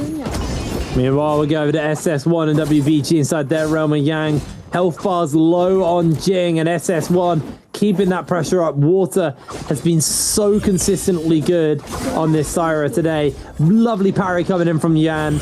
On to Zon as they get taken down. Water low HP. Can he survive this one? I don't think he can. WBG able to get themselves the victory inside this Realm of Yang. FPX, WBG, and YZG are the winners of their Realm of Yangs, and they're probably just going to immediately find each other with the Vermilion Bird's Might. Or BBE, 0 kills, once again finding themselves in some serious danger. They find the lockdown. Roy Hee trying to make an escape here, but don't think he's going to be able to do so. Gets the knock back onto multiple members. Roy Hee, he goes down. BBE could be looking at another goose egg, unfortunately. They've been having a very, very rough day so far. Haven't been able to find a single decent game so far. That's tough. I mean, their roster did get shaken up, so it's a really, really tough lobby. Last season, BB and 521 really came out swinging. So this season, starting out a little bit slower, but it is the beginning of the year. It's not how you start, it's how you finish. So can they have that same success at Jacob? We'll have to see. But for now, Titans of the Lobby, WBG, having a really, really great day. But SR and SS1 with that Yang depletion, 1 and 3 kills. DRG with that Viper composition. We're going to see a fight evolve right now. WBG versus SR. Cyrel's going to be invested by Euron. Has 2 of them just lined up, barbecuing, and getting the lift up onto Junks and Zhao. Pushing the issue, those orbs coming in with a little bit of stagger. The Kurumi ult is going to ice up a ton of his pressure, but Euron is going to be jumping in with, again, more staggers. Temi ult is going to be invested, keeping up the pressure, trying to hold them in place. Temi ult's going to match, give everyone that buff so they can move in and out right now, and Euron is going to pile in, go for the hit. SR Rico is going to be falling right now, but ASE is going to pop that Mataro with the Zai ult, turn up the pressure, turn up the heat. Leo is going to get taken down by the fan of Xiaowin. Now ASC showing up with the Zai ultimate Matari ult. The cooldowns have been invested, and now finally the Cyrel's going to be invested, but guess what? We used that Viper or Matari ult a little bit too early, leaving you vulnerable to that Viper V1. The stun is going to be coming out, but Han's going to make his way out of here, using that F out the window, through the back, covered by one of his teammates. Can he make it through right now? Instant scale is going to come out, and we're going to switch over to SS1 with that 2-minute Yang depletion. Yeah, not long left. SS1 need to make it work. Well, they're going to be finding themselves getting eliminated from the game. SS1, they've actually got their eyes on a member of DRG WX98 on his own. Can he make the escape? Looks like it's going to be a no for now. Pinned up against the wall, all of SS1 just absolutely beating on WX98. Was able to make an escape though, Juan. Going for the wraparound. They cannot find him. WX98 has actually successfully escaped the eyes of SS1, but looks like they've been able to find it. WX98 losing all of his armor now at this point. The meteor goes wide. WX98 getting low, caught into the wall. There he is, picked up. Who are they going to get the kill to is the question. Zwan didn't cleanse. I assume it's Water who's currently got the most money. There might be a moment where they look just to go for the break, but looks like once again they found someone to kill. Junks is going to be that target. The rest of SR are going to make their way over. This could get really dicey. Rico only got the grey armor. Juan with the golden chains are absolutely obliterating the health bars. Rico going low, dodges the cone for a second.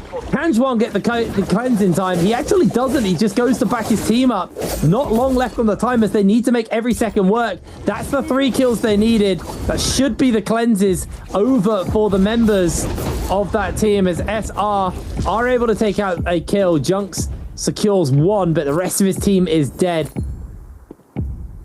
Nice. SS1, beautiful save. A nice job from SR.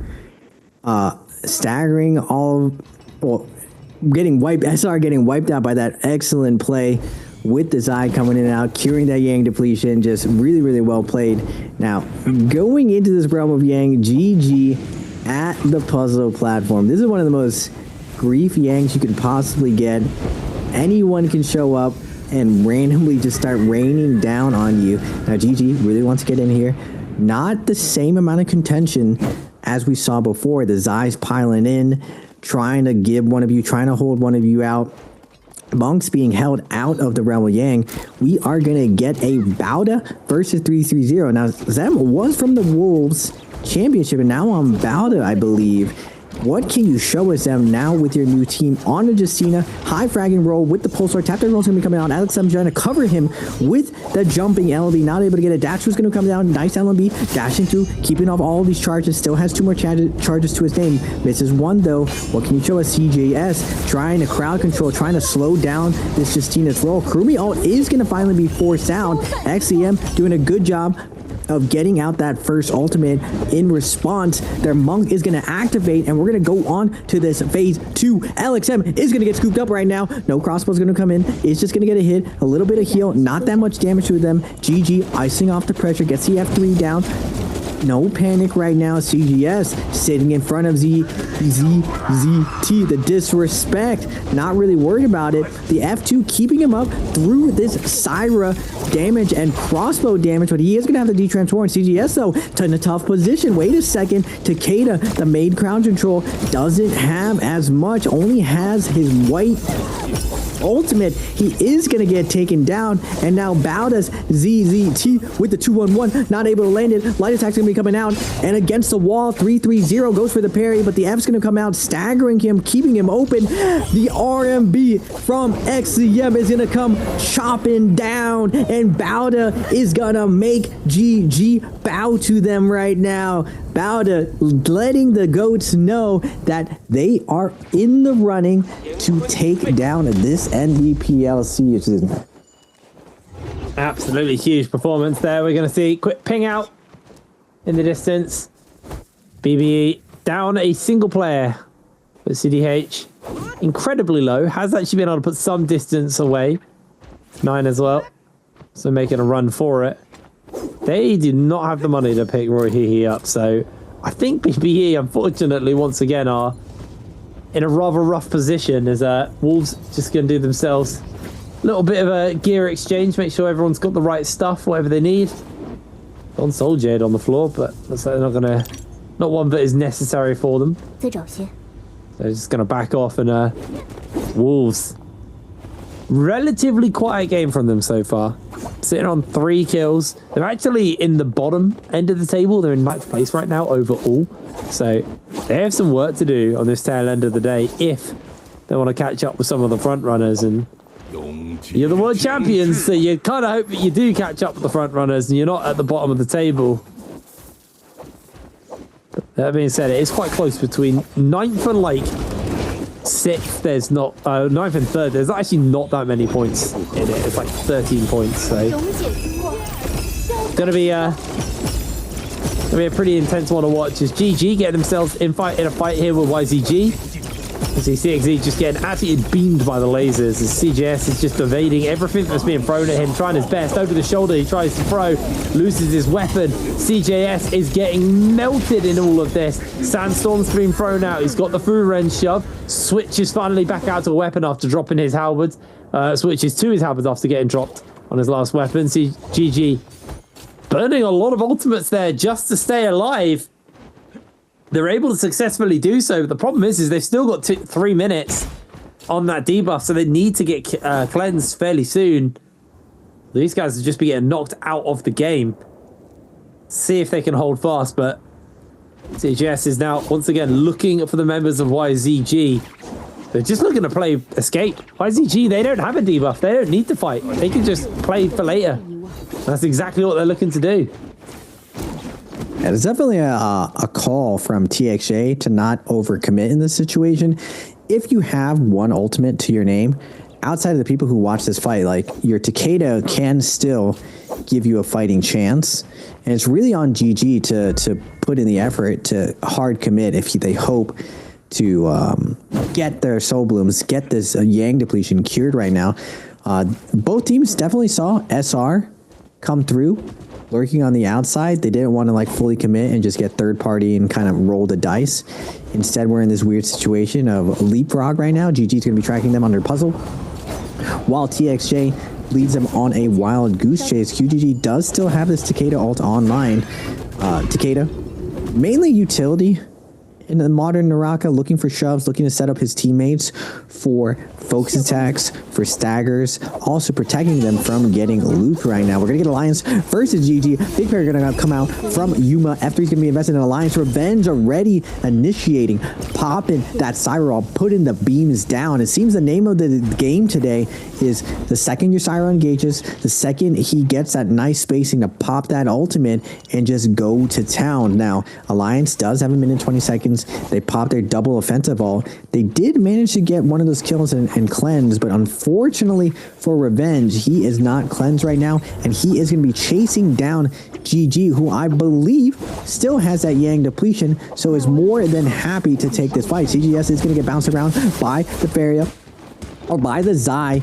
back-to-back meteors going to be coming out with that Latari ult coming out, giving the back-to-back meteors, and they are going to get that cleanse now. 2 of them are cleansed, I believe. So Alliance can play for res right now. Looking at the money, NY7 with 16k, Revenge at 16k. They are going to be able to live to fight another day and get that nice res. Absolutely keeping that pressure up. Yuma goes down though to Jing in the middle of the fight. WBG holding fast, but unfortunately for GG, they're not holding so fast until they're the last person in the game with the Ramayang debuff. I'm not sure they're going to be able to survive this one. Stun coming in from Kakaichi is going to make the connection. Can they get the follow-up? No. YZG just comes swinging out the door at DRG. Do not want to deal with that. Laser beam coming out from TXJ, and immediately it's just the ping to safety from DRG as they're trying to buy some space. The problem is again, everyone can see where you go, and there is going to be a collapse onto a DRG. People know that this team, if they've pinged out, they were losing a fight. They don't have ultimates. And they're going to be very susceptible to getting jumped onto. YZG looking to see if they can secure a little something for themselves. 30 people left. We're getting a stacker now, Hip Brain. Yeah, this is actually crazy. I didn't even notice there were 30 left in this lobby. It's going to be a bloodbath then.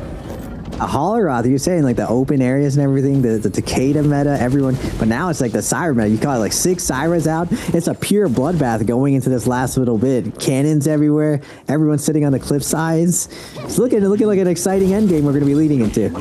Yeah, it really does actually. As KGG gets himself aerial, just going to move away from the edge of the zone. Doesn't really want to be dealing with that one. Continues to play the distance. YZG. They want to hold their ultimates for when the Spirit World shows up, which Balder right now seem to be the only ones contesting. Nobody is even near them, so they're going to be able to grab this one for free. Just waiting, holding it until the last possible moment. Smart play by them. Went out a little bit more though. DRG are coming in, so Balder need to probably pop this soon. Here we go. No, still holding.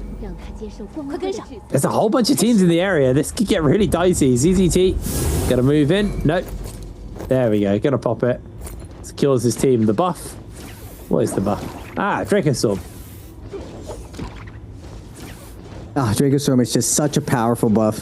The AoE stagger allowing you to sit there just waiting, holding blue, waiting for that flinch, just so you can hit those meaty double charges, plus the healing. It's one of the few instances, like, most of my Naraka career, I played a support. It's one of the few instances where you kind of get to just throw caution to the wind and really get in there. It's really, really hard to die when you have Dracostorm. You gotta consistently make a mistake. But it isn't as strong as the White Tiger buff that we saw last season, where you can get that Thanos snap after getting a ton of kills. Now, you can definitely finish off stragglers because it gives you that sustain that you need. Very, very hard to finish you off. And with the Justina on this Balder composition, that's where I imagine how Justina's utility is kind of good.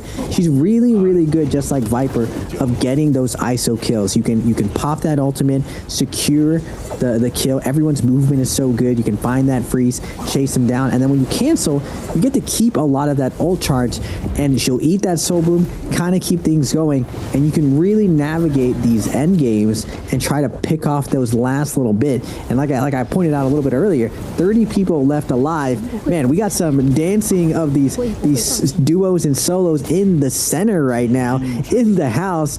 But that Moonbane doing a ton of work. Revenge with that white armor, desperately looking for a position to stay safe in, moving, keeping alive. But as the Spirit Well comes in, we're going to see one of the most juiced up Spirit Wells we've seen all day, with 26 people alive, Hiprain. It is going to be absolutely crazy. I mean, you can see from the Bane's Breath, just because there was no space for anyone, that like people were just getting taken out by the Bane's Breath left and right. Really, really effective. Wolves now looking to fight for this Spirit Well. Can see LJX has actually lost a lot of HP already. Just trying to knock ZZT back. It looks like they're just going to have to disengage this one. Wolves don't want anything to do with it. Just going to head off to safety. It looks like Bowder actually may just be able to pick up this buff for free. I mean, they just got their last one.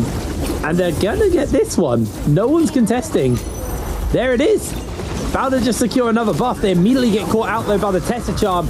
And a fight ensues. ZZT caught up by the charm, staying with Jing, but no one's going to follow up onto them. Everyone is in such tight quarters. 26 players left. 3 and a bit minutes left on the lobby. Alliance get knocked out of the fight in the middle of it. Somehow BBE is still in this game. They have 0 kills. They've managed to get Roy Hehe back up. And I've just noticed that they have made it to the final circle for the first time this year. Really, really nice for them. I say that and then immediately Roy Hehe gets taken out. CDH also going incredibly low. ZZT just going to continue to put the pressure down onto him. And Bowder, sorry, BBE, I just cast them in real time. They get knocked out immediately. BBs, they're having a struggle bus day. Just no kills this time, 6 points. That's tough. Alliance at 18, a little bit better. But I mean, it's game 4. This still can be going down. The Temi ult going down. That red wall still trips me out every single time I see it. Euron on the Syra. Xing, while his team is already down, Leo is going to be going down. He's trying to get a little bit more for his team, but it looks like WBG is not going to be able to keep up their dominance. Looks like they got picked apart. A little bit poor positioning, a little bit of a monkey in the middle. They get sandwiched and absolutely squished, but on the top ground, LJX going to get 1 grab. Can he get 2? Temi also going to be coming down, not able to get some double grabs, but no one's really focus firing this monk. He's just getting free grabs left and right, and he is the actual attack titan. He's looking for those double grabs. He wants to get that loop. Unfortunately, the angle going down, not able to supply all of it. Now as EG champ towards, everyone's going to be looking in. Draco's towards going to be poking out at him. He's trying to get away, trying to scale rush up. Nice job from his Kurumi to keep him nice and tethered, nice and safe, just in case something goes down. The heal is picking it up. And the lobby is going to slow back down. 2 minutes left. 17 people left alive on the low ground, though. Wait a second. Bowder's XCM, the sniper from above, taking down ZGE. And now FPX is Furon trying to contest the top ground. A lot of interesting terrain right now. On the bottom, though, Kurumi ult's going to come down. Wolves is going to secure this ultimate low. Double Kurumi ult's going to come down. SR is going to challenge right now. Big Parry going to come out from Zhao, but Lynx holding the line with these nunchucks, holding the RMB, sends back-to-back 1 charge. He's able to hit his combo break, but right now SR on the low ground wants to take this out, but nunchucks coming out, holding this low ground. You will not take our position. Go somewhere else. This is our spot. FPX on the high ground, though. Bowder on the low ground. Wolves on the corner. YZG leading the crew on this outside, trying to pick up some kills right now. XEM with that slow shot, doing tons of damage with those big hits, finding those low HP people. And now putting YZG in the crosshair, but the Takeda shove is going down. It's absolutely chaotic from the POV of the players, what they're looking at, the drop downs from everywhere, but all the action is going to be going down for Wolves on this other side as we're going down to the last minute of this match. Hiprain. It is all to play for here. Wolves keeping that pressure up. LJX looking for the grabs, not going to be able to find any quite yet. He's actually knocked off. The verticality of this final zone is brutal for the monks, and this is why we were talking about they really struggle here. Laser beaming onto him, pinned him inside the edge of the zone. He's getting cooked here. Fuyan on this Syra, just absolutely melting through Wolves, is going to get himself taken out in response, though. YZG able to secure themselves a kill. CCT now holding up as high as possible, but the zone's going to move and CZT is going to have to either drop down or drop form. Is somehow able to get a grab up here. I am so surprised I just saw that, but they did not survive for long. TXJ continuing a laser beam away, going a little bit low, but they do time out in the ultimate. Lovely parry from Yaran sends them packing. TXJ and the rest of his team are able to survive. I genuinely don't know who won that one. There was so much going on. Hey, YZG. Looks like when I saw TXJ and I saw this very specific terrain situation, this is where TXJ really defined the meta, especially when he was playing Hottie and a lot of this like shove buff, a lot more early action to kick us off. Because last game was surprisingly filled with downtime. Not a lot went on as immediately kicking up TXJ from the side of YZG. Going to get himself jumped. Junk's very low HP here. TXJ, full armor. Can he actually find the turnaround? Looks like the rest of his team have come in to save the day. Teba's on as well. Beautiful parry from TXJ into the spear. Beautiful play. Can he find the next turnaround? He's already lost QGG, and he's going to find himself in some serious danger. Got that bell if he needs to. Junks is going low. TXJ comes in, but he can't quite save the day. And now it is a 1 versus 1 to close it out. Healer, though. Are they going to be able to pull this on off? They've got the healing. They've got the ultimate if they need to.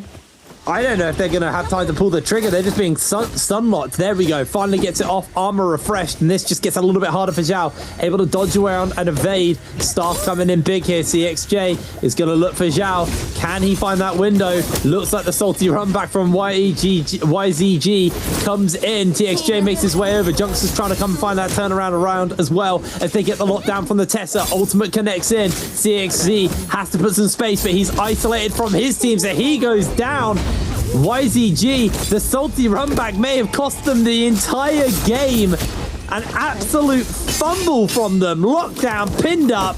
Zhao's going to be out of the game entirely.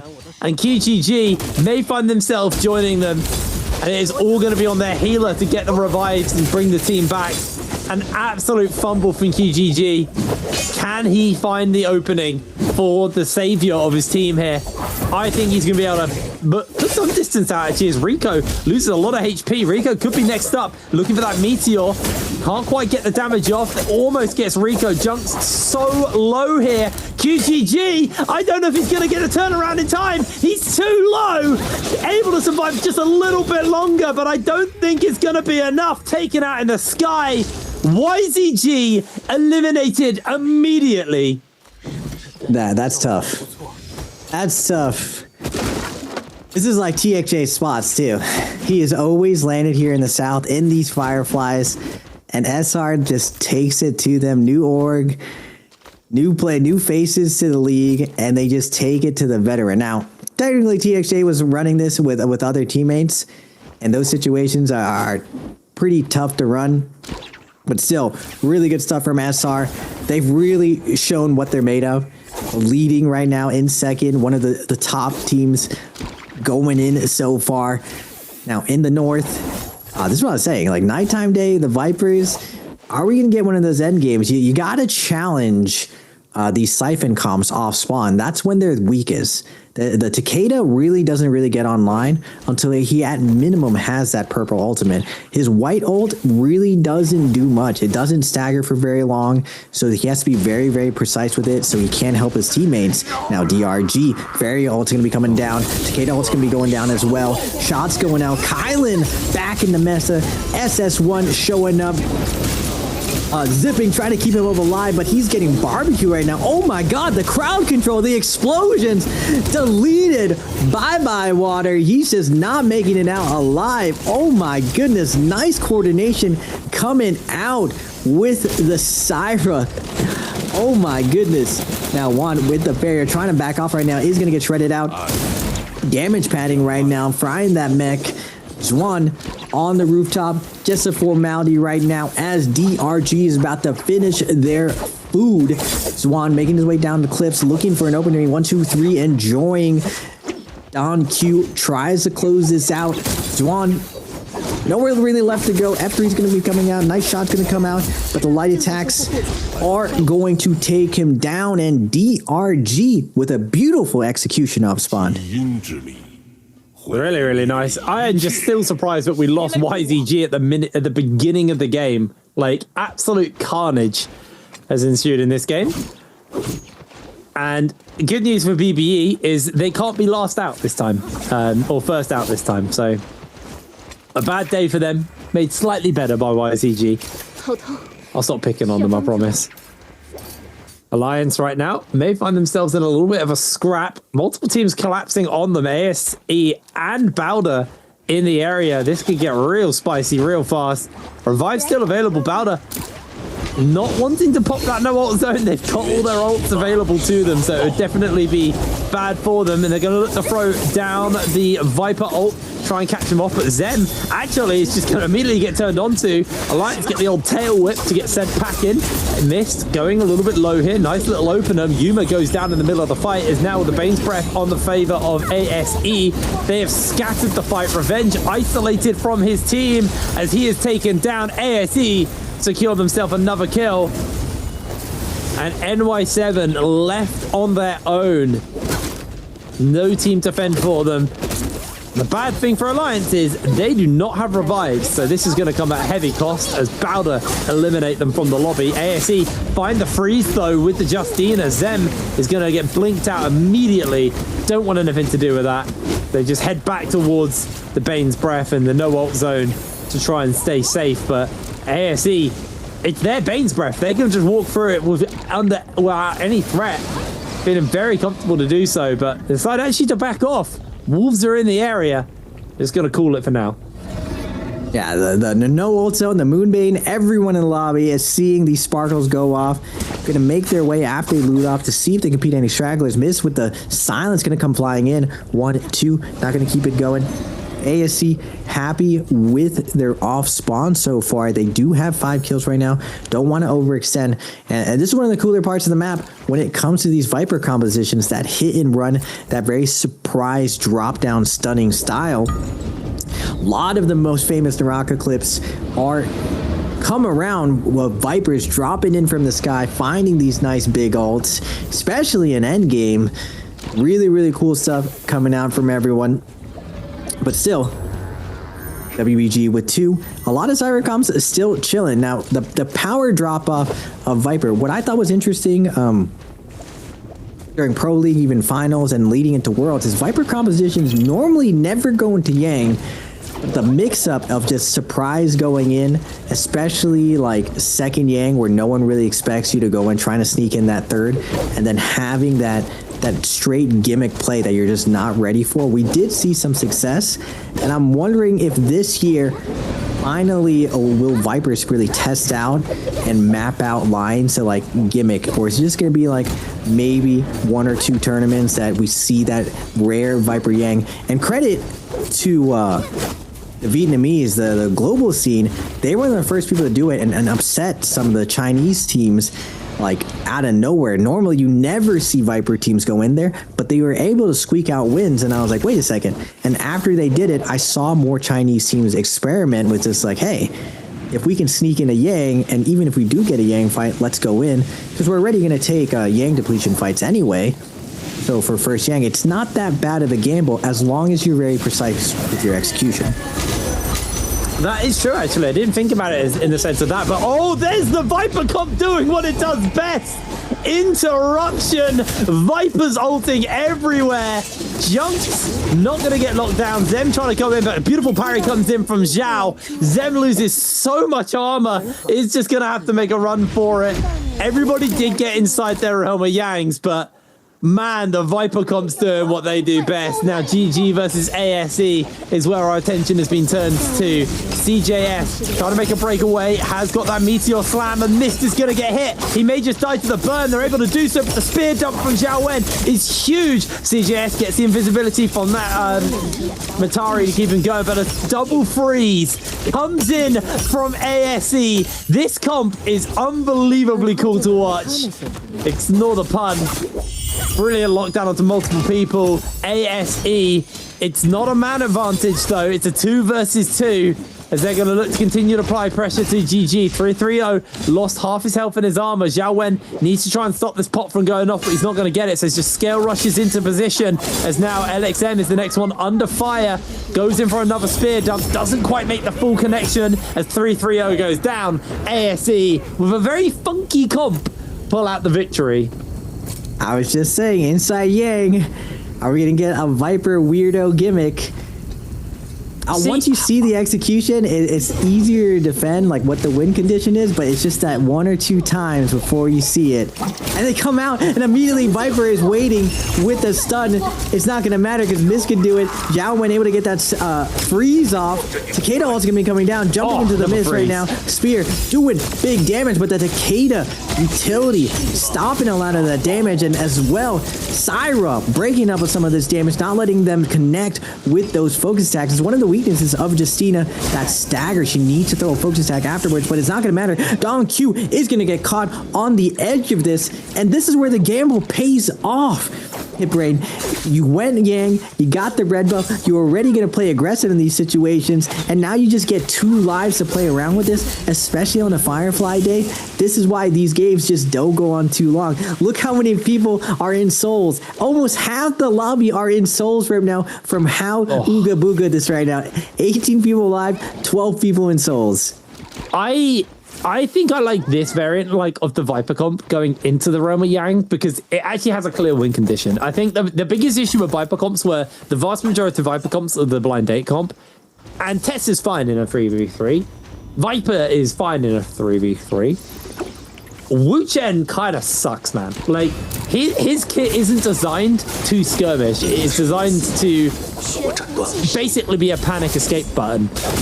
But when you're replacing the Wu Chen with the Justina and the Tessa with the Syra, you just have such a good mix of utility and damage. Like, Zhao Wen, we've just been watching his POV for like the last couple of moments, and all he's been doing is just consistently landing the lockdown freezes in.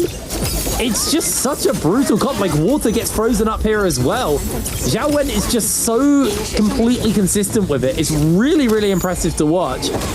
They are going to have to make a break for it. I don't know if this is going to be enough for them. So they do finally see ASE suffer off that one, as GG are just going to grab Han as their final pickup. Han goes down. Another Tesla ultimate actually onto the whole team. GG trying to make an escape, but they're going to get locked down by this Urn any second now. CJS going to get caught out, going to get absolutely obliterated. Tries to make an escape, but then just jumps into a Viper stun. Again, can't make any room. CJS is just being run down by Zhao, as that will be the end of them. The laser beam from 330 is actually doing a bit, and somehow CJS survives. They get the turnaround, and they cleanse a player. WBG's Yoran sliding into the play now. CJS is just refusing to go down. It took forever. They finally fall, but they did get cleansed, so they can get picked up. Can Jing stop this? Oh, Jing, sorry, stop this. Trying to put a little bit of additional damage in. I don't think they're going to be able to do so. GG on the run. WBG able to cleanse 1 player. GG knows this is not a winnable situation. They're going to back off right now. Really, really good place from GG's Syra to peel perfectly. That's what I was saying. It's like, even though Syra, we're seeing her being used as that opening position 3 ult where she's crowd controlling super well, getting those staggers, focus attacks going down. Even if she goes first and her teammate is going down, she can use those balls to heal up her teammate.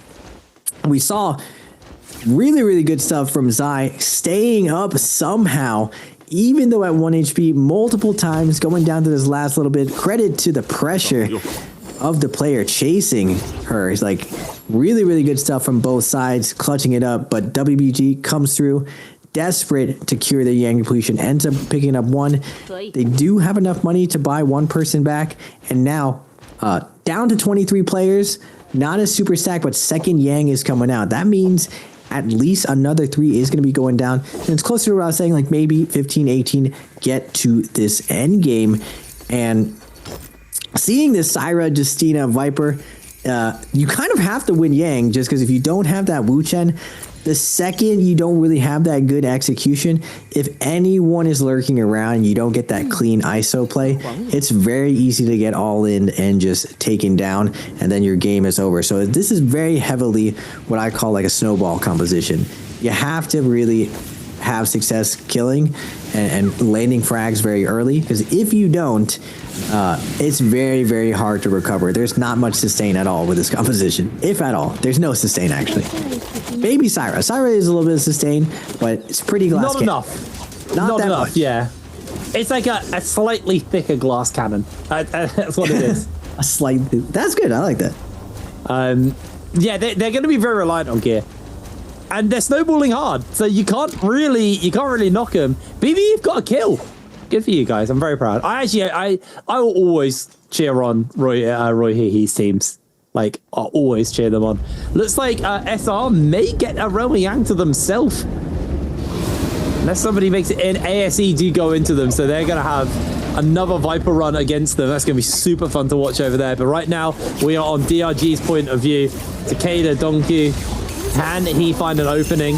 Ultimate available, holding it for the moment. Firen gets himself in immediately, and DRG lose a player. Firen gets up into the sky and starts just laser beaming down on to the members of DRG. There is nowhere to hide. The interruption is too much. Donkey 9 trying his hardest, but this is what we've been seeing. Takeda's very susceptible to being interrupted, and that laser beam is so annoying to play into. He just keeps you pinned.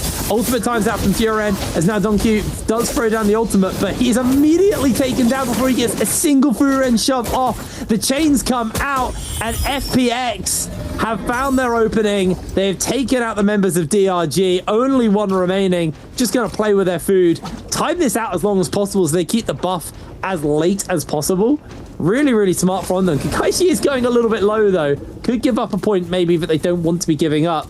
As looks like BBE going to hold on to this Spirit Well for a little bit longer. SR did beat ASE inside the Roma Yang as well.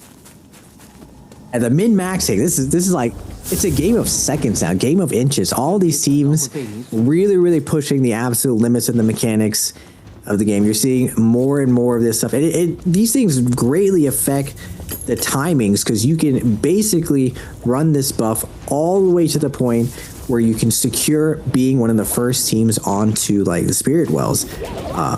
Also, you get a better chance of finding that Yang depletion situation where you can pick up kills very quickly. The Yang depletion team does have to engage, because if they don't, they have to cleanse, and you can just lurk it. You can hover the situations, find those easy pickoffs, and pick off stragglers. Draco Storm, one of the strongest, and last year, like near the end of the year, they changed Draco Storm that it finally refreshed ult. I even thought before it refreshed ult, NBPL teams started playing around with it, and I just felt like even if you don't have full ults, if you have one person with ult, it's enough to take that neutral fight and build it up.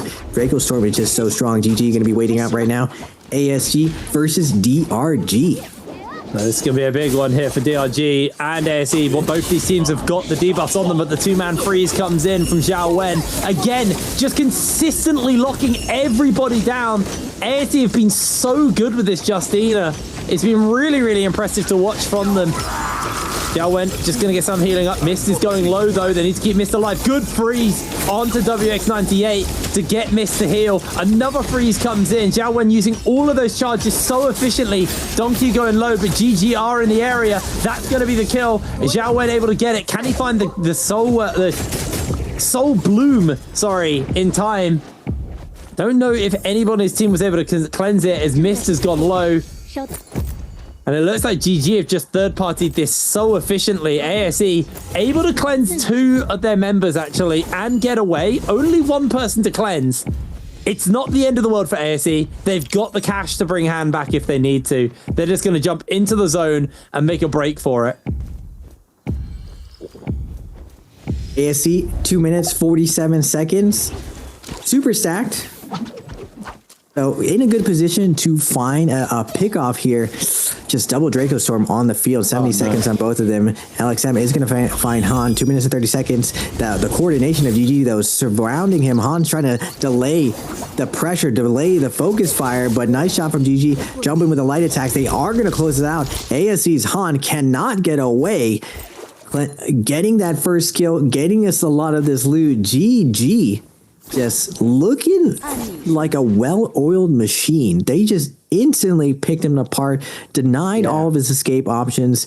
But looking at the scoreboards, though, SR and ASE have been fragging out 14 and 16.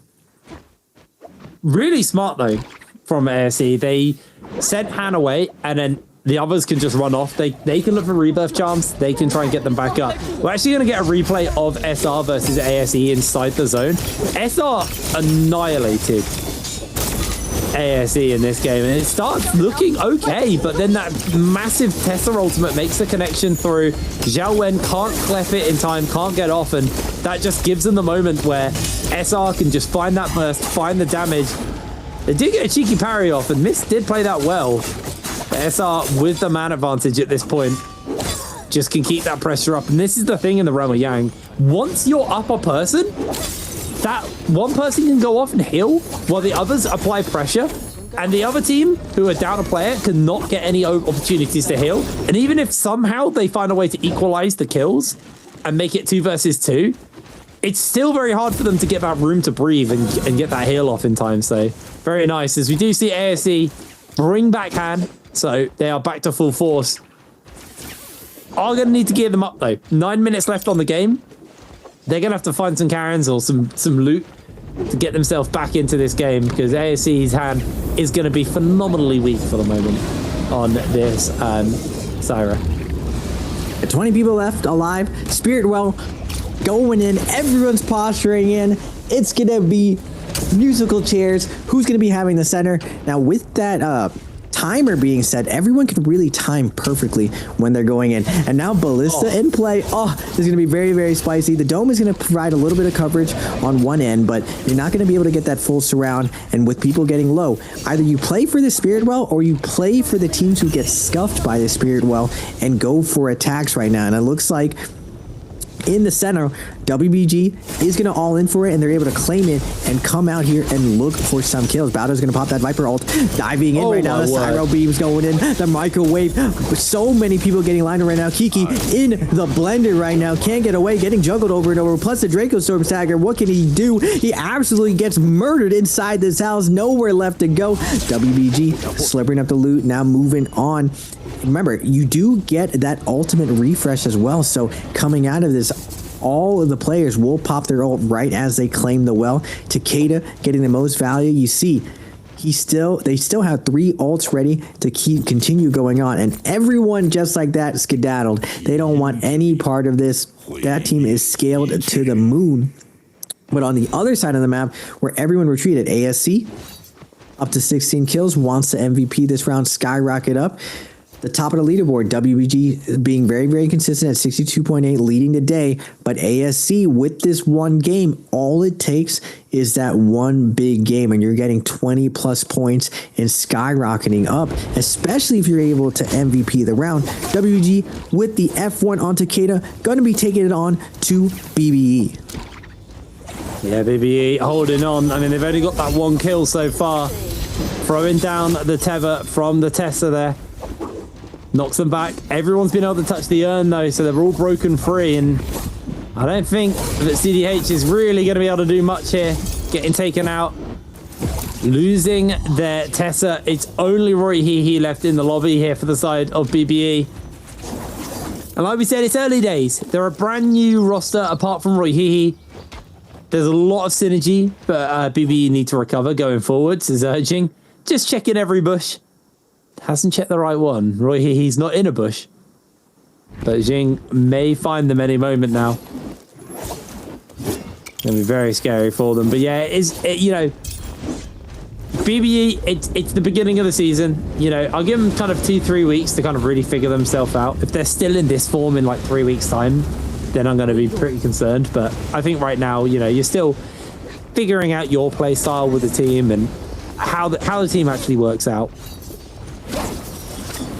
GG again, a lot of finesse when you get to observe GG, how they navigate these end games. They're such masters of playing out unique scenarios against all these teams, and it just shows like how consistently they're able to just win these end games. Now, maybe they took a little bit of a break during the off season. I gotta say, like, it's pretty heartbreaking that you go and have such a dominant season and you declare to everyone, it's just like, we want like the last one. We want to finish a trifecta, win everything this year, and just like it's very hard to replicate such dominant dynasty energy. Like J Team has a back-to-back win. It's very few teams can say that they have that prestige. Yeah. OUG now has it because of Mike. But to go through a whole year and win everything and then just kind of fall short in the last one. I mean, to be fair to the most mortal players, obviously, like, they did super stellar. Now, coming back from it, it's going to be a long, grueling year. Do they have it in them to run it back one more time? And the org obviously believes in them. They obviously believe in staying together. They put so much work in last year. I'm hoping that they can pick up. Now, with all the new meta, can they reinvent themselves? Because we got a lot of new stuff now, Hitbrain. A lot of new stuff. There's a lot of new toys for these guys to be playing with. 4 minutes left in the lobby. 17 players left. It is still just very, very scrappy. Final Morris Isle of the day be coming to an end soon as Rico finds himself pinned in here by WBG. They are going to be going down. Nice little pick up there. Quickly touch the urn. Make sure you're not going to get pulled in. And Zhao finds himself pinned against the edge. Throws out another ult at them. Gonna have to touch another urn, although WBG are just going to take it and walk it off. Nice and easy for them there. On the high ground, Bauda keeping it alive. They're super scuffed.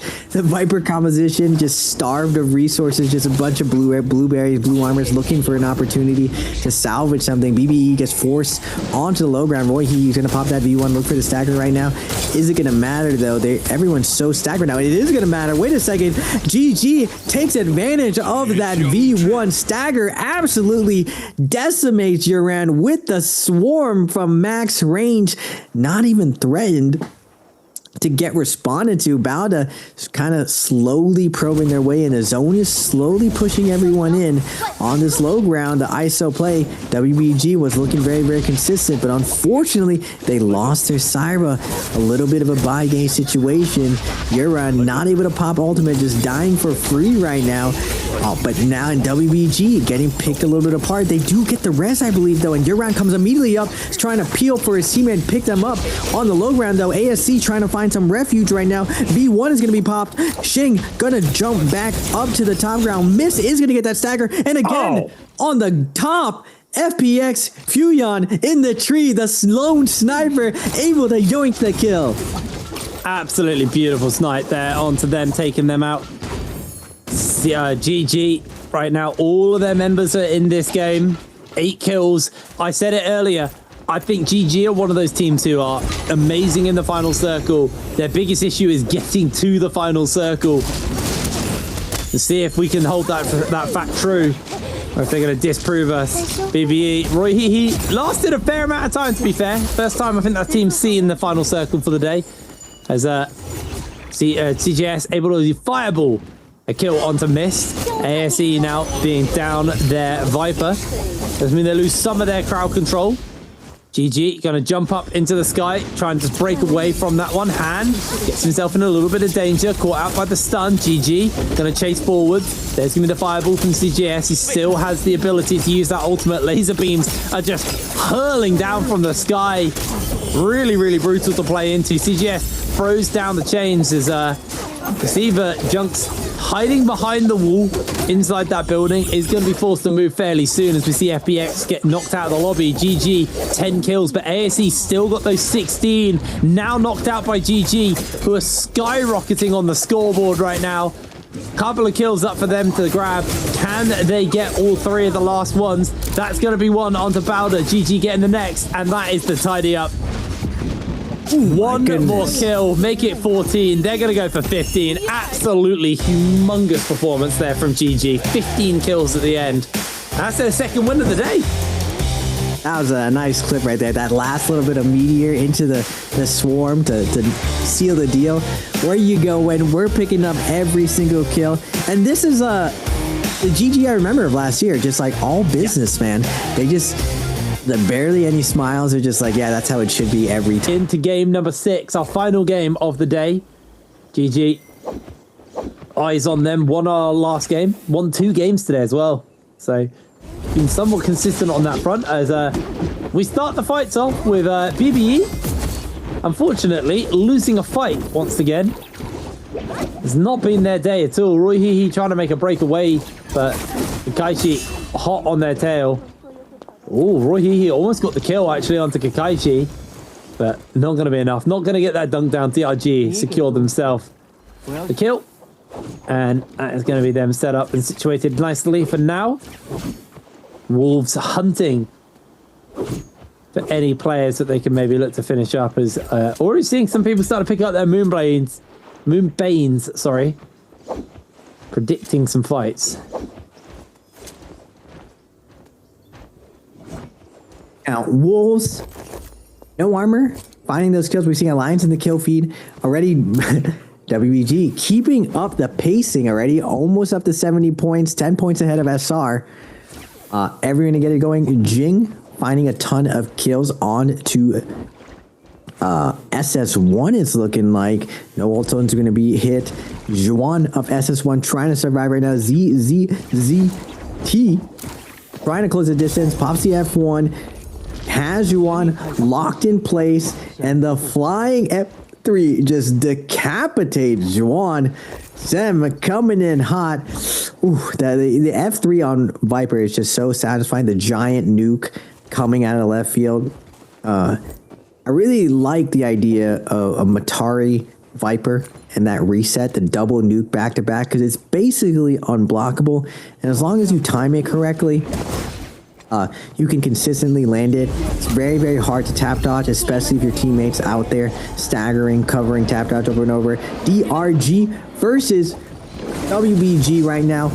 Ult's going to be invested, and like always, that Moonbane, that early Moonbane is going to get invested.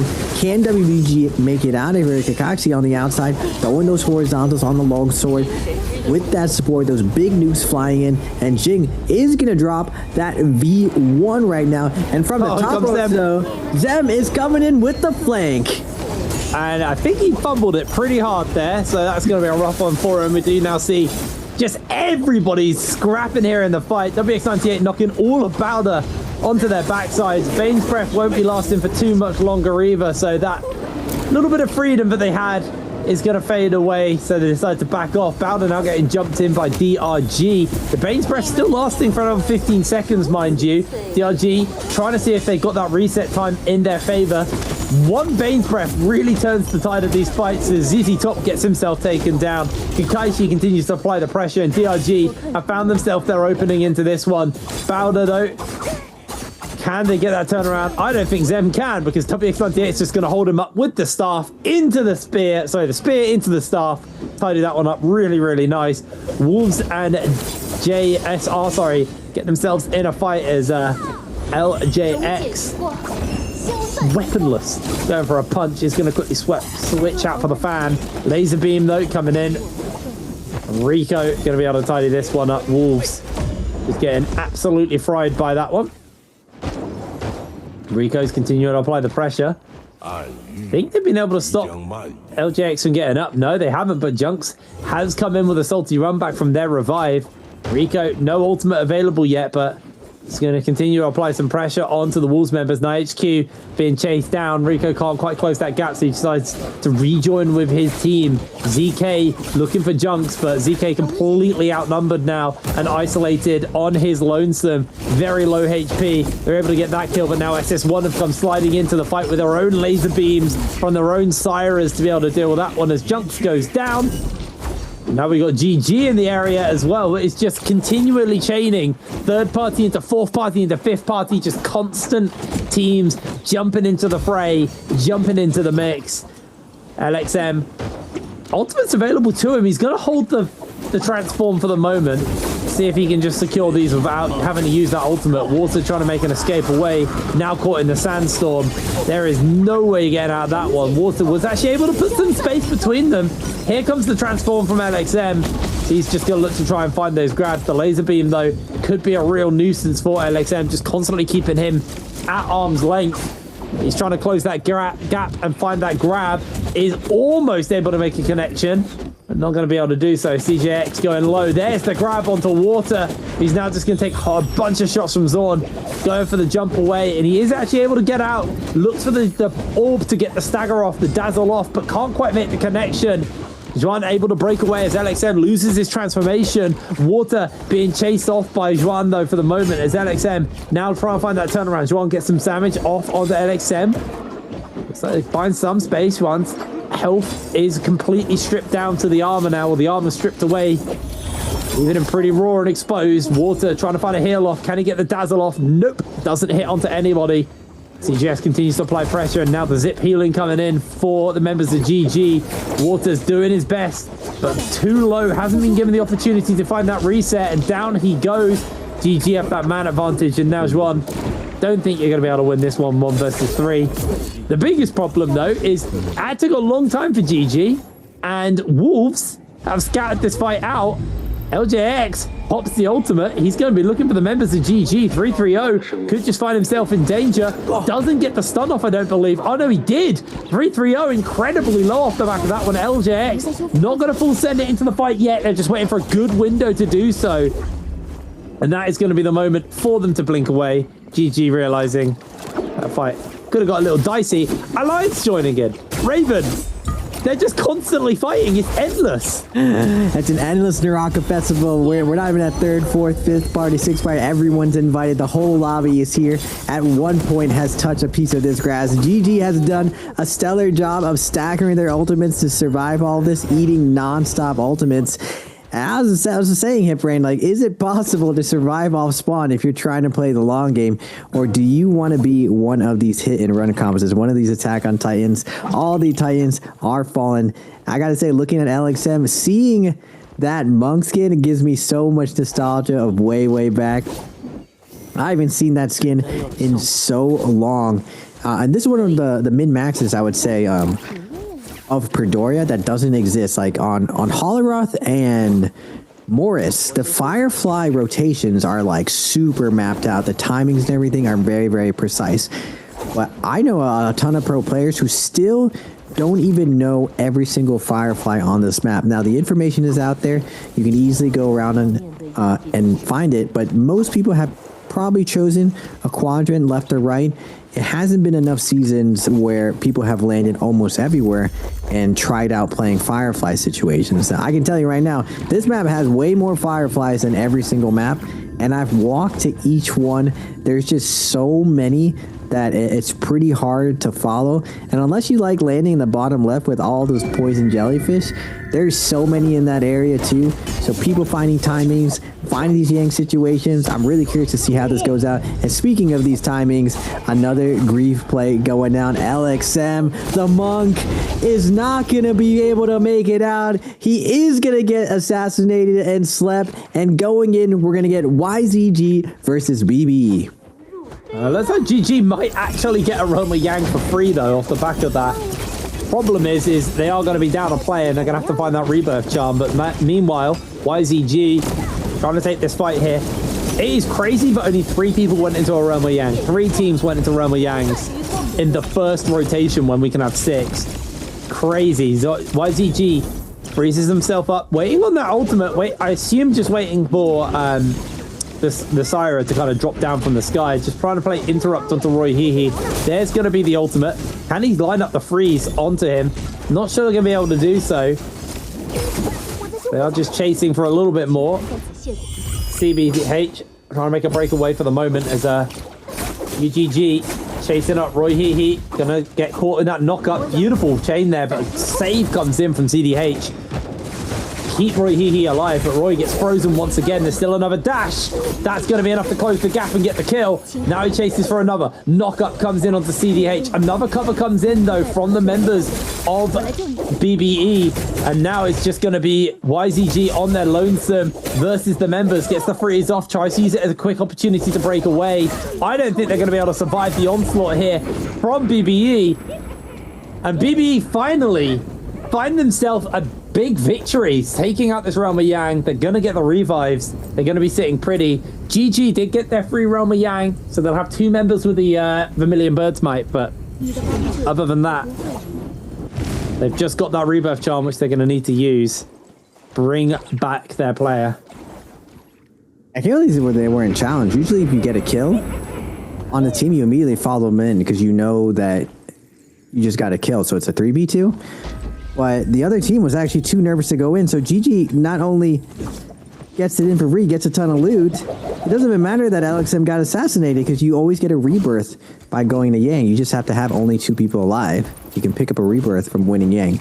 It's very rare, but that's why people try to ninja late Yangs and try to go in third if they're trying to res a teammate. Because even if you die, not a big deal. You get a second life, you're going to move around anyway, and you're going to try to make money and like res your teammate. Now, moving forward, very, very good stuff. From these Viper teams, like looking at the overall leaderboard, SR is a Syra composition, doing all right at 5 kills. GG's at 3. Kind of a little bit more shambles. YZG lost Yang, and BBE finally on the board at 3 kills, doing okay as well. But at the top is a Viper team. DRG on their Viper composition is definitely frying the lobby, and almost every other Viper comp at least has 1 team white, if not 2. So tough day for all these scaling teams. BBE now with the Matari, Zai, the Zyphon, looking for focus attack onto CGS, but he gets carried down the hill, and now CDH looking for the stagger on the teammates. Syra is going to be beaming right now. CGS is going to fall right now. It doesn't matter. The Vilmian's buff. It doesn't look like they want to invest their ultimates. They were just testing the vibes to see if they can get a kill. A little bit of a feed play for GG to go in like that, but you know, BBE immediately doubled their score, so they have to be elated on moving the right direction. I feel like BBE is definitely above dead last, so we'll still have to see how they do moving forward. Well, they're going to eat some poison mushrooms. That's how they're going to... sorry, jellyfish. My bad. Start it off. They've got the Vermilion Birds, mate, so they're just looking to reset. Get a free takeout onto themselves. Go for the reset. And then position into a better position within the circle. Do you see this when teams don't really get the opportunity to use that one? And they got 5 kills. Damn, BBE actually doing way better. Really, really good from them, actually. Had a very rough start to the day. Bounce back nicely here. Eyes right now on YZG. These guys have been really impressive today, but losing that round with Yang and not being able to find anyone to take out to remove the debuff on them leaves them with 1 minute left in this game. If they can't find those kills, is QGG and send himself flying across the map, see if they can find anyone. It is rough actually out here for them. DRG full purple armor, full attack on the Viper. That actually it's F1 right now, just going for the pure burst.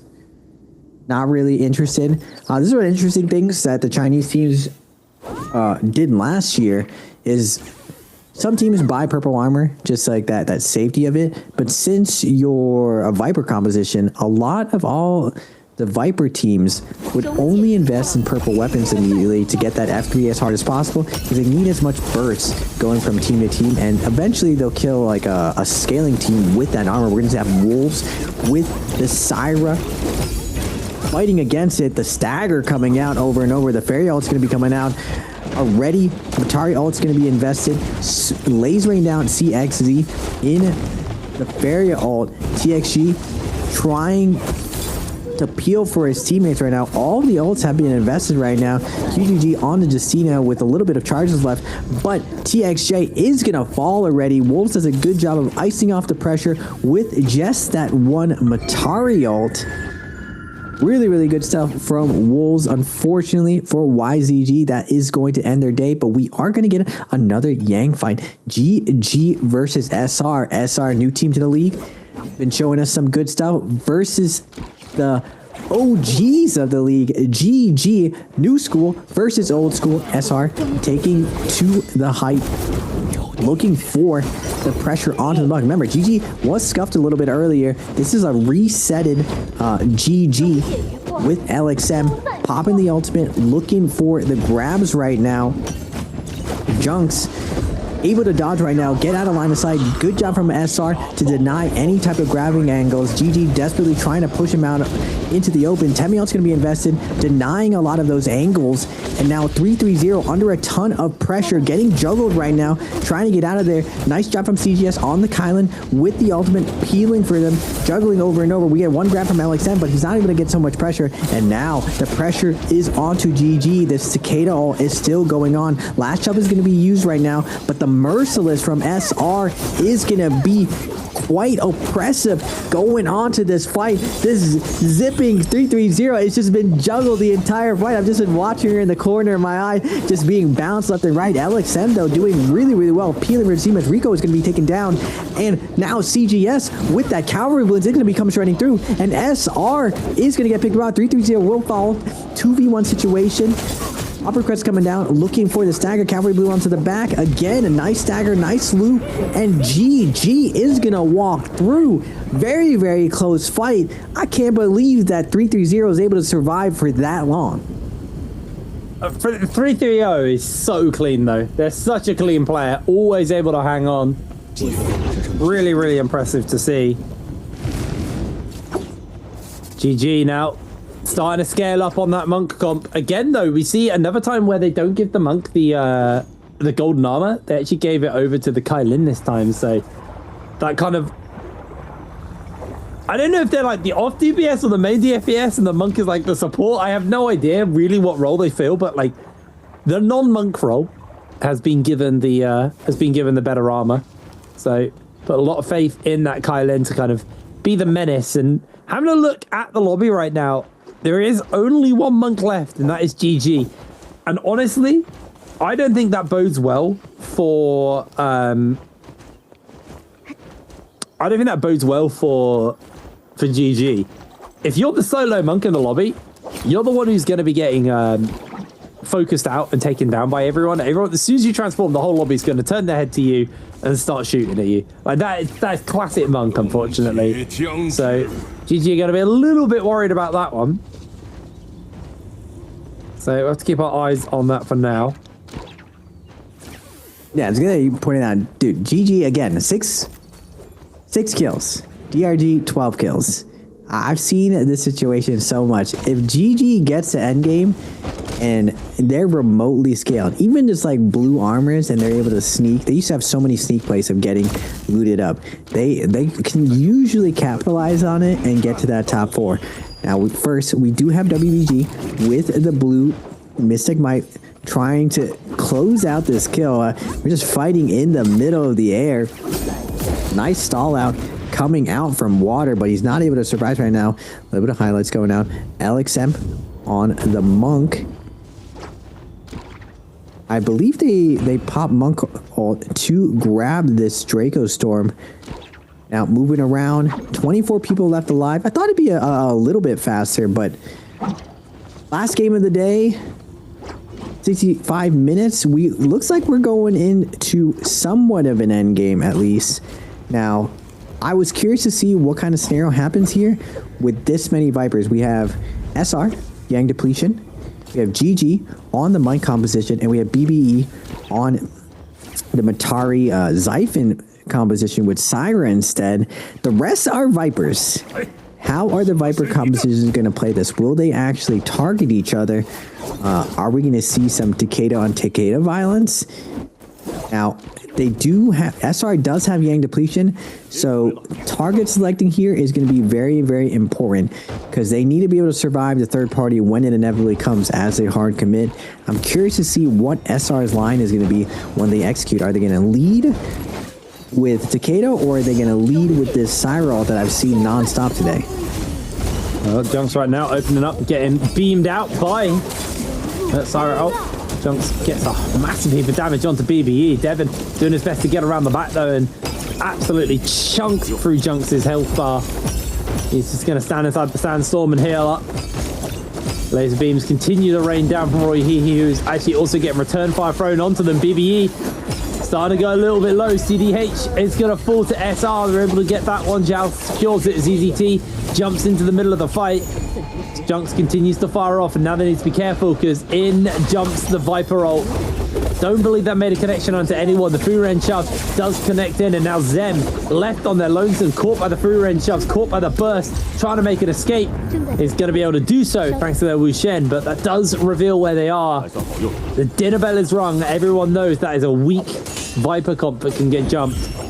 But now though, BBE refusing to give up the attention or the damage or the chase onto SR. They are still down a player though.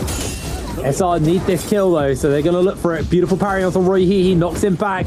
Roy He getting juggled around. Junks continues to free fire away. Could just be it.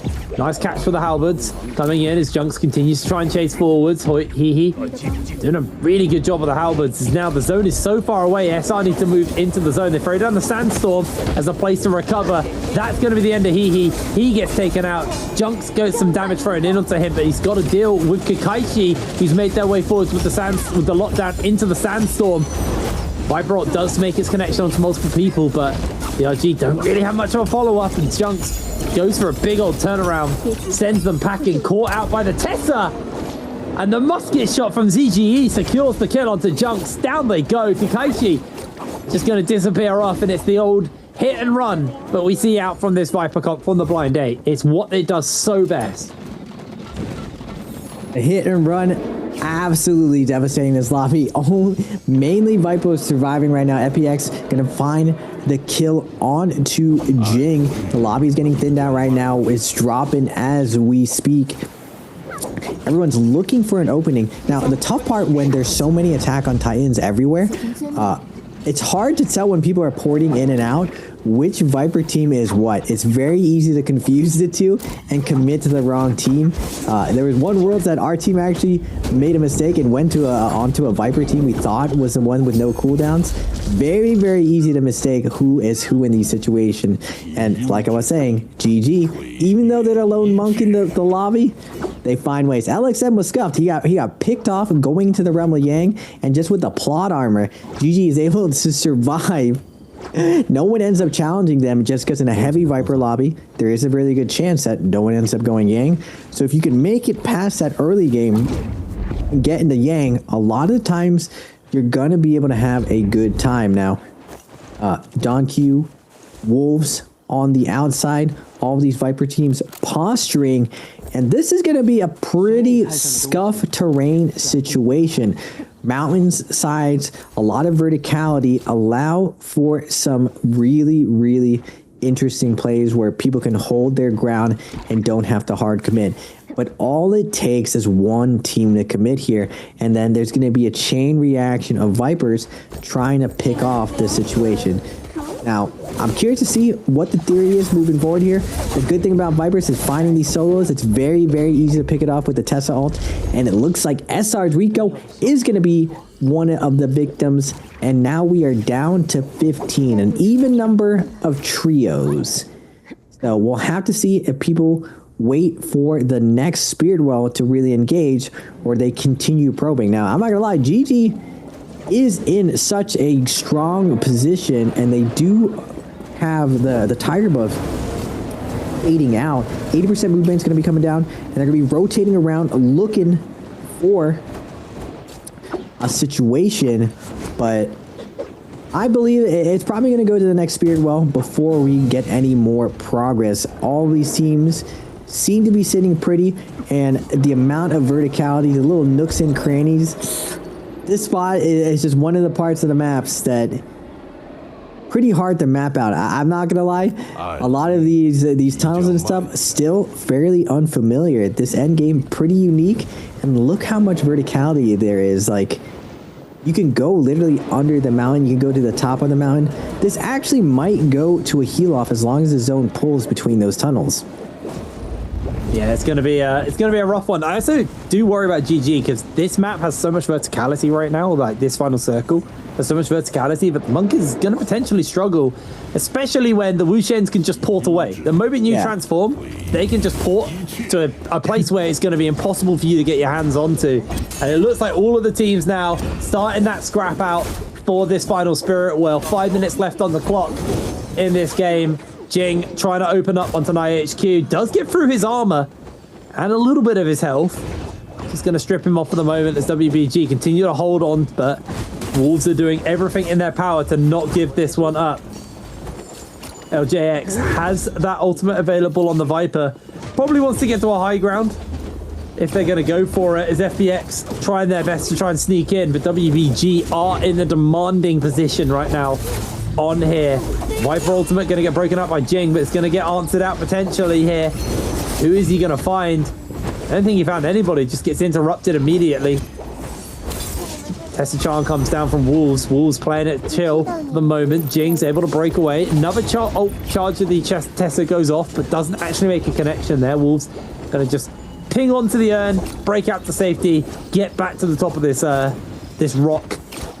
As DRG now are the ones to take control. And it's that constant fighting for the Soulwell. Every game, teams are very stubborn. They do not want to be giving it up. I didn't see what the buff was inside this one. Oh, it's a Draco Storm. It's a Draco Storm. And there it is. WBG able to move in, pick themselves up that Draco Storm. That's going to give them a pretty strong advantage going into this final circle now. They may just start hunting Wolves, knowing that Wolves have actually burnt a fair amount already. Wolves doesn't have as much, but WBG, they've been doing well all day today, and it has to do with that Spirit Roll. If you're able to claim that Spirit Roll, I'm surprised GG didn't really want to go for it. It sort of makes sense because they don't have a true counter to a Viper drop. They need to carefully choose their attacking position. Now, in the tunnels, like I was saying, it's going to be claustrophobic in here. We got jellyfish everywhere. We got the potential poison to just grief your game completely. Nice spacing from everyone, staying very, very strong. And it looks like kind of what I imagined. GG is going to play for that heal-off situation. They're going to play for first place, try to snag maybe three to five kills when the circle fully closes. And because they have the one transformer, they're going to have that extra health benefit. So we'll have to see if WBG and the other Vipers realize, like, wait a second, where did that Monk team go? And are they going to play heal off right now? You see the jellyfishes? Those jellyfish hurt so much. If you don't have white heals, they basically delete almost your whole health bar. Wolves going to be dropping in right now. So many teams like sneaking down here. It's going to be very, very claustrophobic super soon as the zone is closing in. 2 minutes left going to this last leg of Game 6, first day of trios for the NBPL. We got a stacked Viper endgame going to this last little bit. 14 people left alive.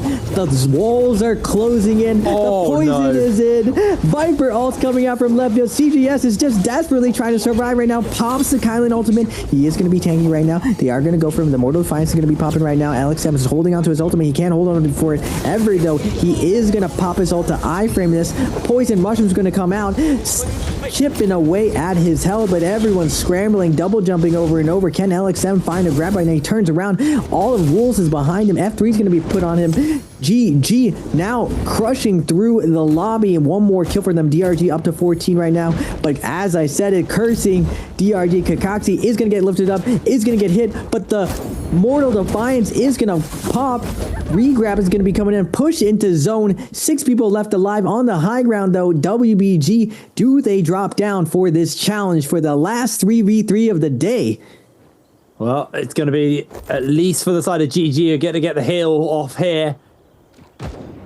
If WBG don't drop down, they probably lose this game. They're going to have to go for it. Actually, it looks like GG are going to be the ones to jump up to them, take the challenge to WBG. This could be the big difference maker here. GG trying to hold fast. There's going to be one dash from CJS. He's doing his best, but he has to be careful about that stun. Is able to break away from it. The rest of the teams drop down onto the low ground. Massive charge coming in. Nobody's gone down yet, but GG running low. The Tesla ultimate goes a little bit wide. GG are able to get one onto WBG. They've got all of they need. That is going to be them down. Beautiful finish up there as GG will take their 3rd victory of the day. Huge games from GG today. But WBG, very consistent all day long. Yeah, you were saying, Hipbrain, that there hasn't been like a multi-win team. Everyone's like been sharing, you know? And